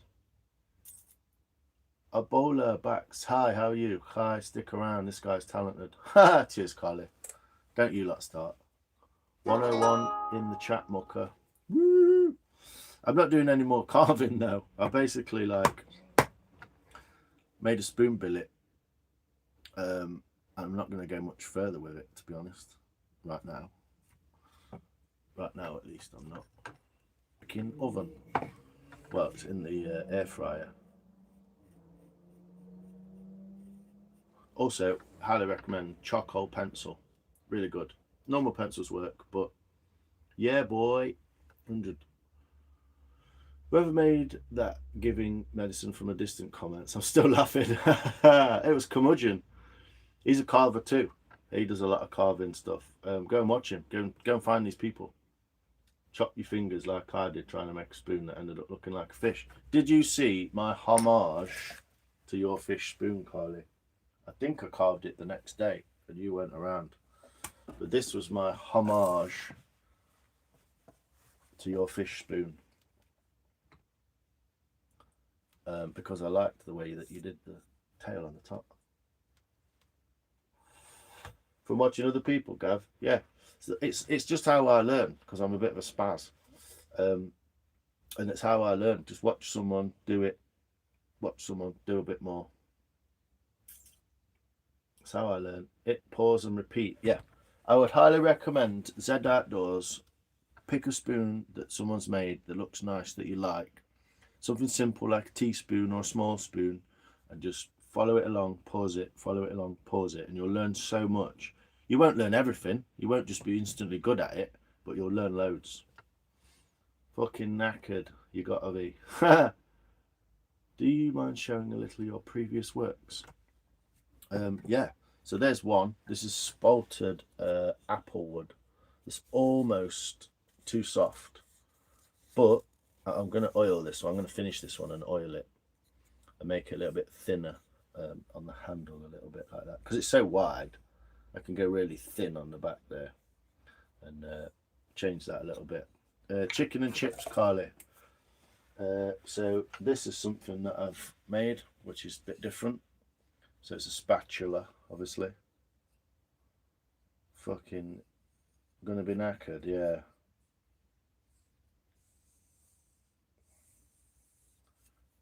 You can learn it on YouTube, yeah. The jet engine, yeah, pulse jets and stuff like that. So that's a spatula, Kai. Needs finishing also. This is a couple of ladles that I made from the crooks of a tree. Oh my god, that's so cool. Yeah, that's what I made it because of the fish. You made a fish spoon and I did that one the next day. Smells like minge from here. Crack myself up. Like an old tuna can. So yeah, this is a couple of, it's not quite a ladle, but it's quite hefty and it's made of oak. That's a proper piece of wood. But if I do this with my camera, just to show you, Kai, if you're really interested, you should be able to see how beautiful the back of that spoon is there.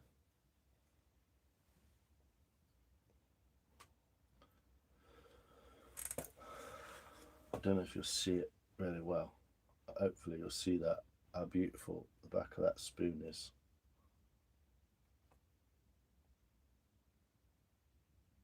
Yeah, it's practice, practice, practice. But I'm trying to show you the back of that really. Wear some ruts in your fingers. I learned how to strap it to my grandma's hatchback. Practice makes perfect. Yeah, the grain's beautiful, isn't it? I mean, it's such tough wood. It's almost like it's just a pain in the arse. But I just did it because I had a bit of a crux, not so much of a crux. But there's some ladles. There's a cooking spoon and like a heart-shaped spoon. And if you look in this one, actually, you can see through it. It's not quite right, but it's a cool shape. So little cooking spoons, stuff like that. Yeah, the wood grain's beautiful in those, isn't it? This is what you find as well. You get a plainish bit of wood, start carving it, and inside it, it's just beautiful wood. There's a couple of... where's my ash spoon?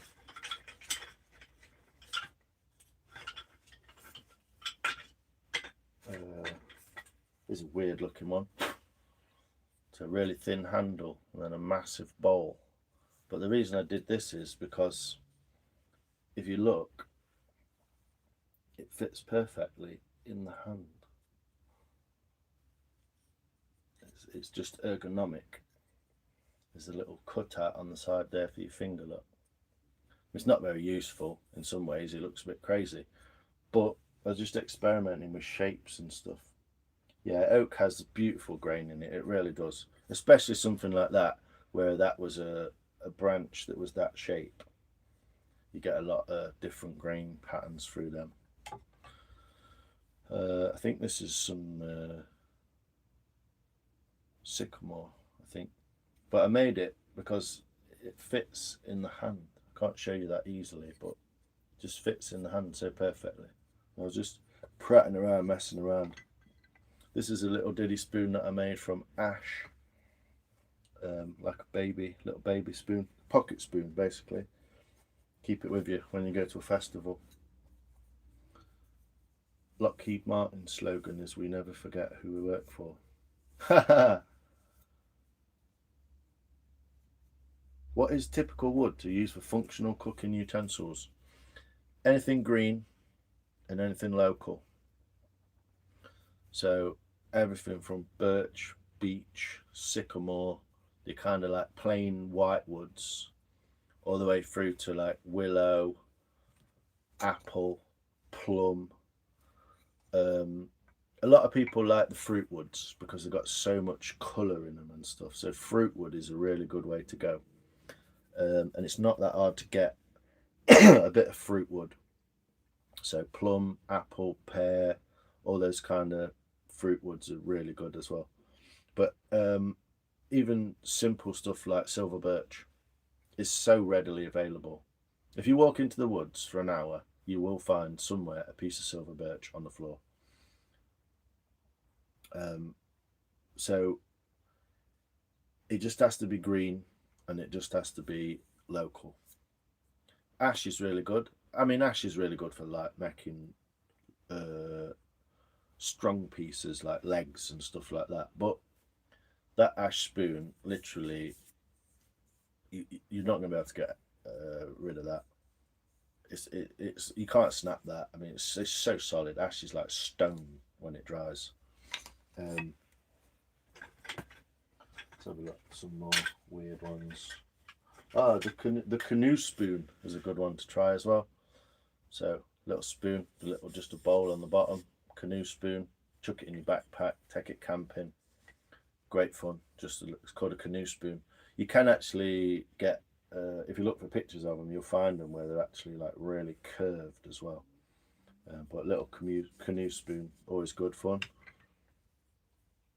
This is a little spoon that I made. I think this is beech. I think it's beech, but it's very just simple, like almost like a plastic polystyrene spoon that you would get from a shop or a cafe or something like that. Just real simple. Big bowl with a little handle. So really big soup spoon. Bit too thick, but this is all older stuff that's all a bit like baby baboon. Oh, I spit on thy Lockheed. You gotta be careful with that sphere. There's a baby baboon with a spoon in the moon playing a bassoon. Is that a 90s Kenmore freezer in the back? No. Yeah, the canoe spoon. Really good one to start with, Kai. If you feel like starting, this is a piece of, you can see how rough it is. It wants finishing on the back. This is a piece of off the floor. It's just a piece I found off the floor of firewood. And it's so simple to create that shape and that design and get a spoon in the bottom of there. It's so easy. And this is literally like, there's no way you're going to snap that. It's forever spoon. So you chuck it in your backpack with your coffee or whatever. With, you know, them little plastic pouches you get where you boil them up and eat them. Perfect for camping, stuff like that. So obviously I only call it a kayak spoon or a canoe spoon. So I'll just try and show you some different stuff. So there's one that kind of looks good, but it's way too thick and it went a little bit crazy in the crank there. So, but the idea is the shape, and it's just something I was experimenting with. I think I was a bit dry when I did it.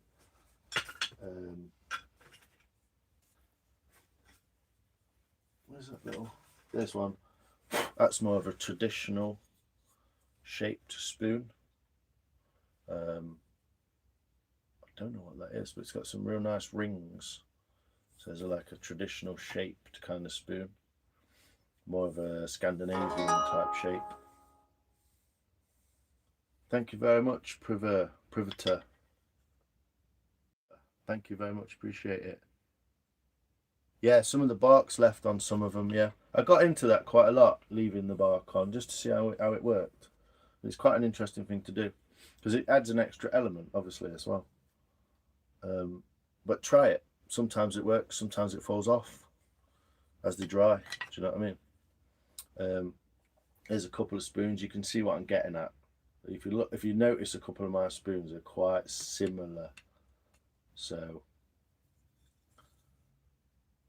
sitting in my 4-acre woodland cabin with a log fire one day, slipping on black pea soup with my wooden spoon, listening to some John Denver. There you go, Gray. Live the dream, brother. Live the dream. There's a couple more. There's one that I made. This is from Sweet Chestnut. Real nice spoon. I was really into making this one, and then I fucked it up. And you can see from the front that basically the only way to rescue this is to chop that corner off. I never did that. I might rescue this one day, but I think that's Sweet Chestnut, that one. And then this is plum again. I believe this is plum spoon. Really beautiful, and it's dried off now. It's a bit different, but that one's cleaning up. But I went very thin on the handle. It's too thin. I've not really learned the angles and stuff to go at. But yeah, I left a little branch on the back. Holy spoons, Batman. Hey, Carnage, how you doing, brother? Carnage. So yeah, there's a little knot in the back of there, and I left that on the back. I don't know why it's not focusing properly, but yeah, I left it on the back, and it actually creates a real nice place to hold it. And what this is for is just stirring and tasting. But yeah, beautiful piece of wood again. Another ash spoon, and on the back of this I left all the bark on the back of that spoon. So I made 3 or 4 about the same size. Hey, happy carving, how are you doing? Did people really walk in the wooden clog shoes Or they're just ornaments? No, yeah, they're really comfortable. If you ever get to try on a pair of clogs, you'll be absolutely mind blown at how comfortable they are. So one of the ash ones, might be this one. So there's another ash spoon. Yeah, great wood. Dries so hard. This is a pair of, these are actually oiled and finished. I don't know what they're doing in there. It's a pair of chopsticks that I made. I think that's from Sycamore as well. So a pair of chopsticks, quite a good project. See if you can make two sticks nice and thin, but make them the same. Quite a difficult one. I'm a cook and always looking for ways to expand my passion, so picking up wood carving and make my own utensils will be a lot of fun. Do it, Kai, do it. You'll really enjoy it, man. Like I say, chopsticks, nice easy project.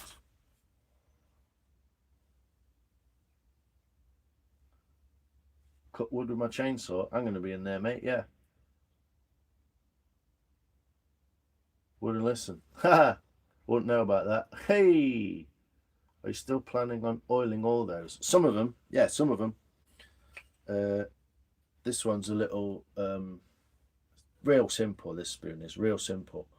It needs the bowl finishing and making bigger. But I like the idea of having a real nice spoon, you know, to eat like cake or trifle or something sweet, like a dessert where you're not eating a lot of it. Just something nice to just eat a dessert with. So I quite like the idea of dessert spoons. I believe that this one is for a chap in here called Electro. Blonde Cowboy reviews. Picking me up in an hour. Nice. My parents actually still have a few pairs of wooden clogs for backyard work. They are very comfortable. Yeah, if you ever get to try them, you won't believe it, but they are comfortable. And then obviously you can make stuff like this, which are just spreaders, basically. They're for spreading toast, bread, getting stuff out of a jar, hummus, whatever you want. Real simple projects because they're quite thin, they're quite easy to make, nice straight. You only need one curve. You don't even need to do that really, but you can make it a V shape. But yeah, apple wood, that's actually lime wood, and I believe that's some birch, might be silver birch. So they're things you can make as well.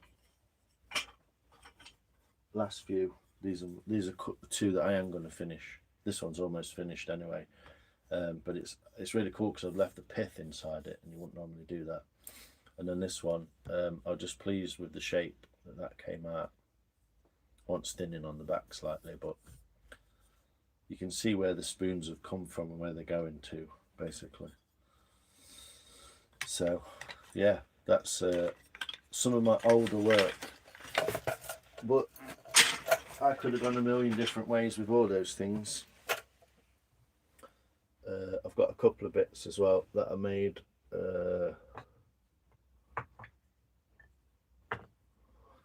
These are like cookser type cups, and I made a little bird bowl with a little spoon, so you could take out some. Hey, how you doing, Michelle? You and your cake lines. Ha no. That line in Austin Powers. Hands smell like cabbage. Them chopsticks are cool. Yeah, they're cool, aren't they, Michelle? They're fun to make as well, chopsticks. Quite difficult. More harder than you would think. But yeah, like a bird, this is called a bird bowl because it has that beaky shape. I made this quite early on, actually, almost a year ago. Over a year ago, yeah. But I was quite chuffed with how that turned out. It was a little deep, but if you used it like a salt bowl or something like chili flakes or something like that, parmesan, obviously you probably use more parmesan than that, but You get the idea. Could be a little salt maker, a salt spoon. Here's a little wobbly cup that I made. It's almost perfectly round. It's not quite, but almost perfectly round. And this is the only one I made that didn't crack. And it's all dirty and mucky because it's been in here. It wants cleaning up. But yeah, it's like a whiskey mug, something like that. You could even have an espresso in there. But it's kind of weighted on the bottom so it won't fall over. I was quite chuffed when I made that. And then I'm just going to move these out of the way because I've got some butterflies. I've got some butterflies that I found in the garden that I've just been saving in there. And that was like a cookser that I made. Real beautiful. It's got like a piece in the bottom. Hey, DIY Wood Master, how you doing? And he starts them from scratch. Yeah. Woodmaster DIY, how you doing, sir?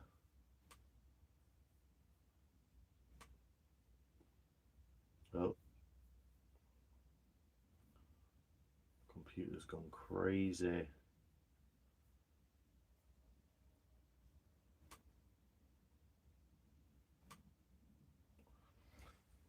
It's got a branch in the bottom, basically.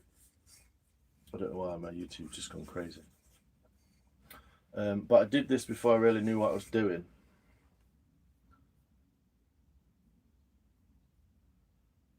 I should make a cup on a live, Michelle. I need to get better at doing it. What is the finishing process like? Imagine a layer of oil. Yeah, you can go oil, you can go paint. Yeah, you can go oil or milk paint. Milk paint's a really good way to go. Basically, you want a food safe oil. So you want something like linseed oil, flax oil, linseed or walnut, or there is another one as well that you can get hold of. There's loads of ones you can buy that are like mixed with beeswax and stuff specifically for cooking stuff. But yeah, linseed oil. This is quite yellow. This is cheap linseed oil. So it changed the colour of the wood quite a lot. I wish I hadn't have bought this one because it's so yellow. But something like raw linseed oil. Don't use boiled linseed oil. It's not food safe. It's not good for you. But yeah, once it's dried, you put this on, put it in the sun, and the sun bakes it into a polymer. So it polymerizes onto the wood. And it just looks really cool. You can use wax. You can use a different type of oil. Oh my, more addictions loading. Yeah, I mean, if you can make a cup, Wes, and you can keep that in your workshop and fill it with coffee every morning, I think that's quite satisfying. So look up, they're called cookser with a K. It's a traditional, again, Swedish, Danish, Viking area, North Europe, cookser. This is not really a cookser. It's not beautiful enough to be called a cookser. But some cooksers that you look up are stunning. So yeah. Make that bowl symmetrical. What, this one? Where's his hooked, baby? Yeah, he is. A lot of fun to be had, especially with Greenwood. If you get into Greenwood, Wes, you will never go to a wood shop ever again. Well, you will, because you want to make stuff like, but yeah, once you realise you can just get a log, cut it in half, get some out of it, you are good. Coconut oil. Yeah.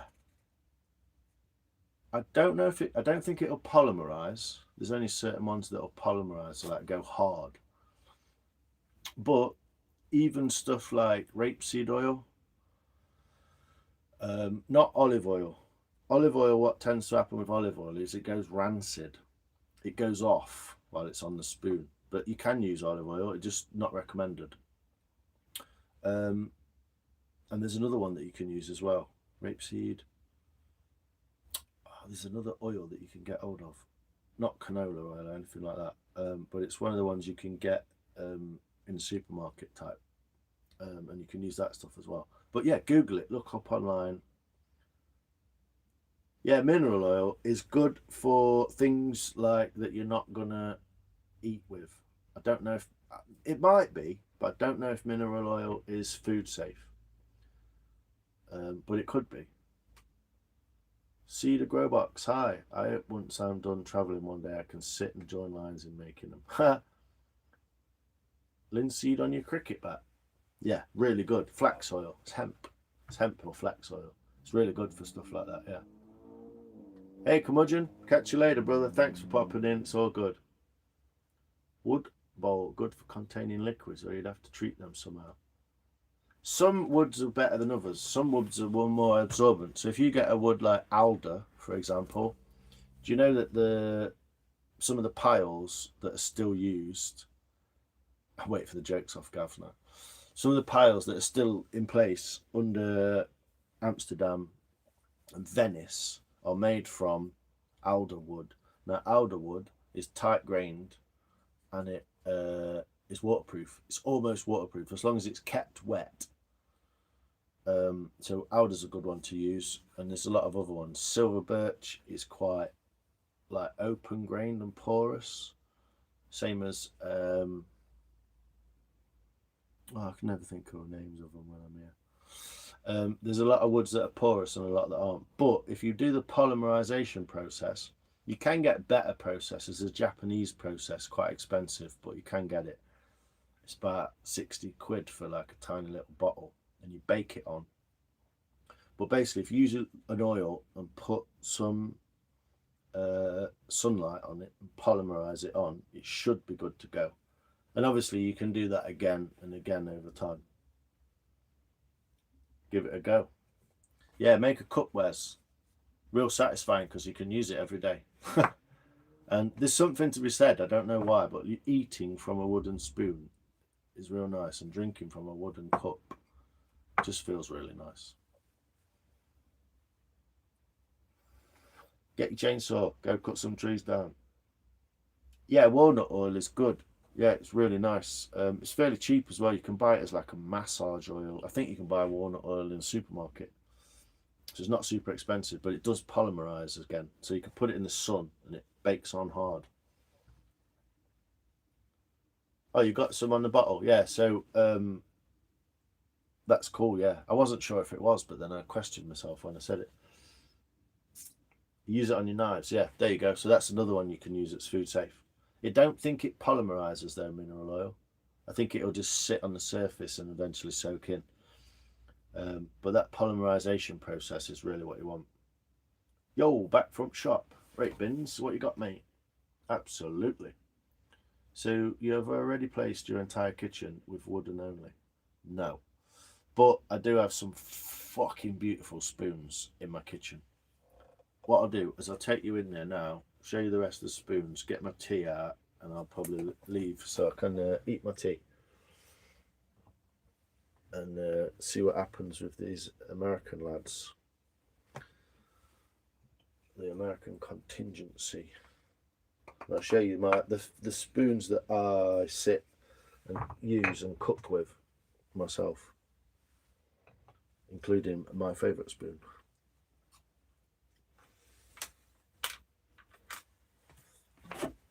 I'll take you in there now. I'm going to put these back in the wet box. I'll take you with me. So here we go. I'll show you a couple more spoons.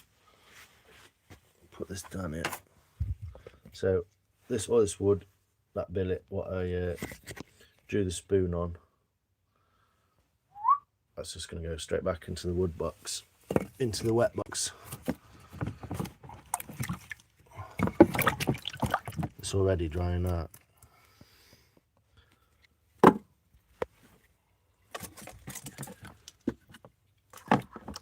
Put them bits in there. Cover that up.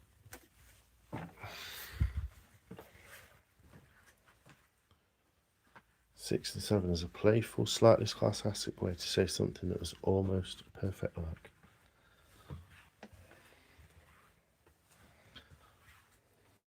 Whoa.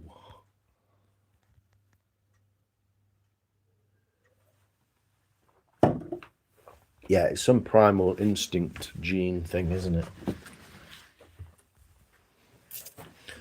Just getting my little phone stand. I'll show you a couple.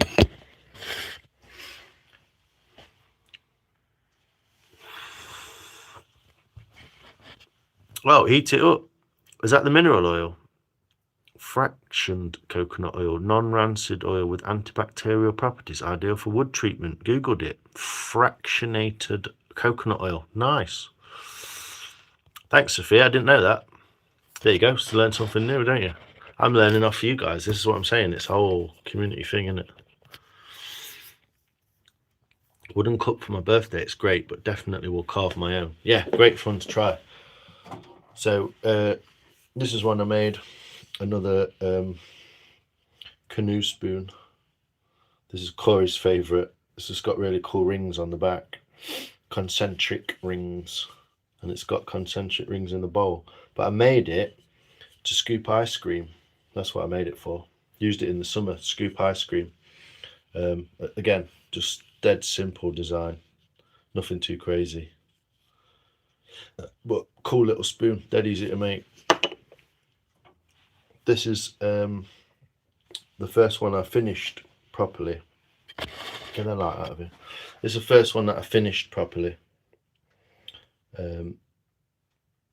It's made of sweet chestnut. If you look at it, it's got a really cool little knot in the end. So I use this as a teaspoon. This is one that I followed a video. I followed a video and I made this little teaspoon from chestnut. So it's not amazing, but look at some of the grain in it. I mean, it's a beautiful piece of wood, isn't it?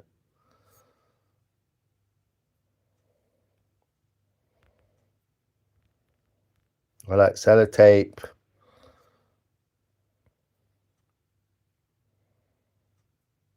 They're finally going to grow up.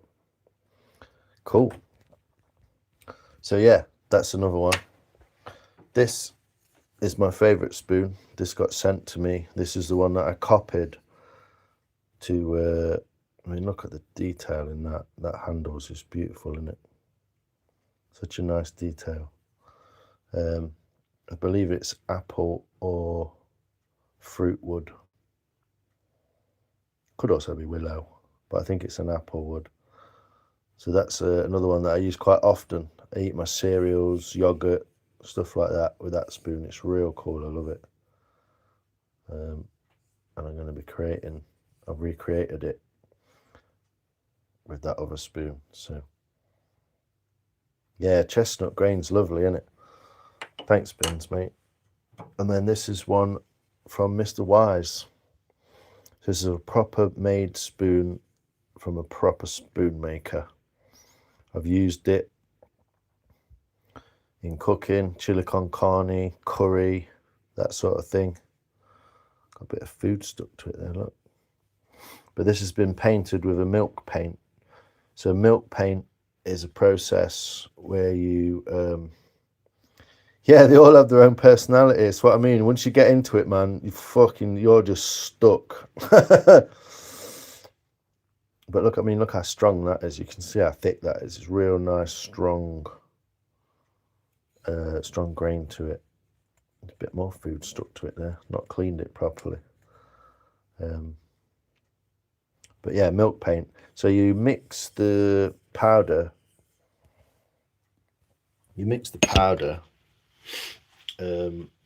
Pigment with milk, and the proteins in the milk mix with the powder, and they enable it to stick and key onto the wood. The detail, yeah, it's mad, isn't it? But Adam knocks these out. Probably takes him 2 hours, 2 or 3 hours. He knocks these out. I think this is made from, I can't think of the name of it. It's not ash. But it's from just behind his house. There's some people cutting trees down behind his house, and he was like, can I have one of them? Like, yeah. And so it's something that you can hold as well, and I can copy this. I'm not going to copy it properly, but I may draw around it one day, maybe out of that willow. May draw around it one day and just sort of take this shape of it and try and copy that thing. But this is my cooking spoon. It's what I make all the dishes that I'm stirring with. It just feels really good. It's nice long handle, really long handle. It's about 18, it's about 12 inches, 15 inches or something. But nice little flat piece along the bottom as well, so you can scrape the bottom of the pan. We're back. Sorry, don't know what. We're back. Sorry, don't know what happened there. So yeah, I'm not good at carving spoons, but for some reason I can cover boats lately. She had a drill holes in them to put the mask in. Oh, cool. Milk paint. Yeah, it's quite popular with spoon carvers. Everyone's disappeared now anyway, so I'm going to bugger off. But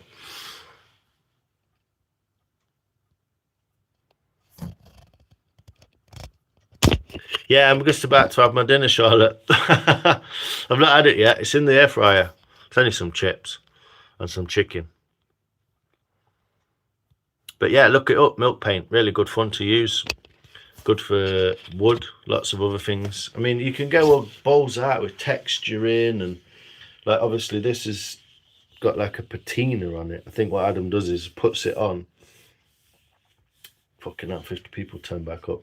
He puts it on and then he just very, very lightly sands it with like 1000 grit or something, just to knock those edges off and give it that texture. And you can see where it hits the wood and stuff. Just looks real cool. So yeah, they're the spoons that are in my kitchen that I use all the time. But also, I'm not like a snob about it. One of my favourite kitchen utensils is also a spatula that's made of silicone, because you can really scrape a pan out with it real nicely. So there we go. But yeah, I'm going to put my food together now. I know, chicken and chips, yeah. It's all right, Woodshed, appreciate it, man. Thanks, Carnage, appreciate you as well. Yeah, thanks, Dan, it's cool. Great spoon. Yeah, that's one that my friend's made. It's not, I haven't made that one, Charlotte. My friend Adam's made it. But if you want to go and check out Adam's work, he lives in Sherwood. He's a Sherwood Sloyder. And his handle on YouTube, on Instagram, is Wise of the Woods. But there's an underscore, you know, the underscore. So it's Wise _ of _ the _ Woods. So just put underscores between all the letters, all the words. But Wise of the Woods, go check him out on Instagram. Fucking phenomenal. Lots of textured bowls, great spoons, all sorts of different weird looking stuff, paints and all that kind of thing. Yeah, milk paint. I'd never heard of it before either, until I got into spoon carving, and it's just quite common. There's other paints that can be used as well, but that's the most popular one.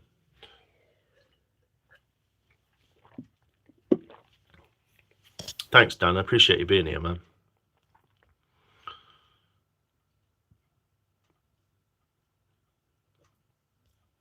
So yeah, I'm gonna go and get my dinner. Chicken and chips. I've also made myself some, I've put some paprika in some hummus. I made a paprika hummus. That's what I'm gonna dip my chips in. I think she said that because I'm going, Gray. But Corey's just gone live. And later on tonight, Mike is making stuff. He will be on live doing some actual live carving. So let's go. Let's do that. Let's go watch him. I mean, it'll be 1 o'clock in the morning. Oh, thanks, Sophie. You've done it again. Look at you. That's my mate Adams. Going to the shed to make a spoon. Nice, Sophia. Enjoy, everyone, and watch the skies. Yes, Gray. Shalom, sir. But yeah, if you want to click on the link, what Sophia kindly just put up. Thanks, love. Was in the menace. Hi. It'll take you to Adam's Instagram, and you can check out some proper carving. Like when you realise, peace and love. When you realise what people can make, you realise how little you know. I'm quite good. Everyone thinks like, oh, he's really good at that. Not even close. Not even close. Adam's been doing that like 17 years or something. He knows his stuff. So yeah, go check him out. I'm gonna have my tea. Uganda in Africa, bro. Yes. Do you just image church Africa? Nice.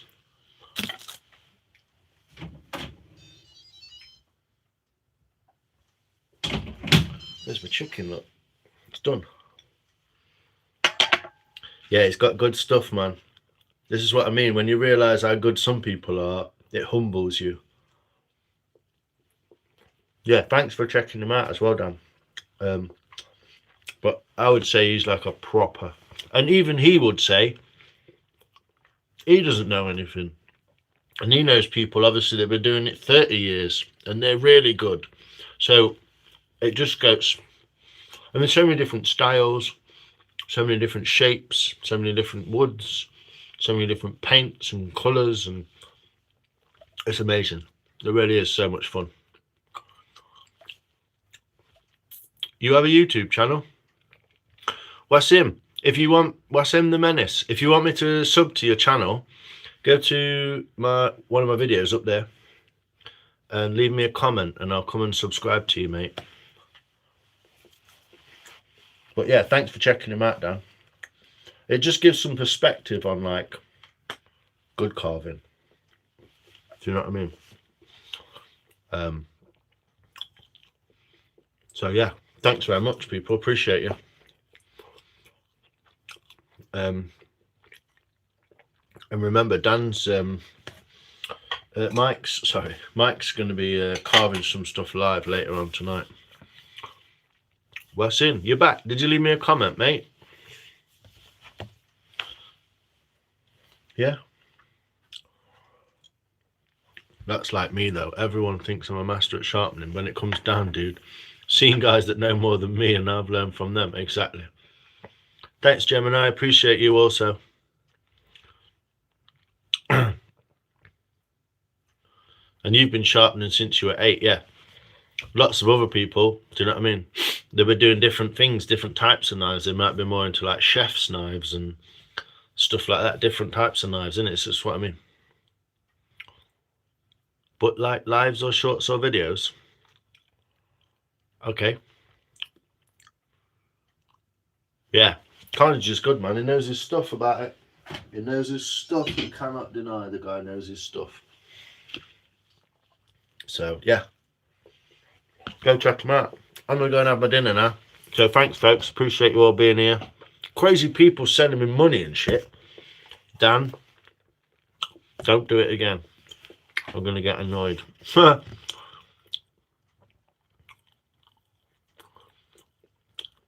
Get razor sharp so you can shave with it. Do it, man. Yeah. Thanks, Dan. I subscribe. Thank you, sir. Appreciate you, Wasim. If you leave me a comment, I'll go and subscribe back. Hey, Lions. Hey, chat. You're checking back in. Hey, Luke, mate. How you doing? From Dublin. Good to see you, man. Bye, all. Check it. Cheers. Cheers, Dan. Appreciate you, man. I'm going to check out some of your stuff as well. I don't watch enough people's stuff, but... Yeah. Carnage is also going to be live before Mike. Chainsawing wood with his buddy at his mate's house, so that's going to be cool.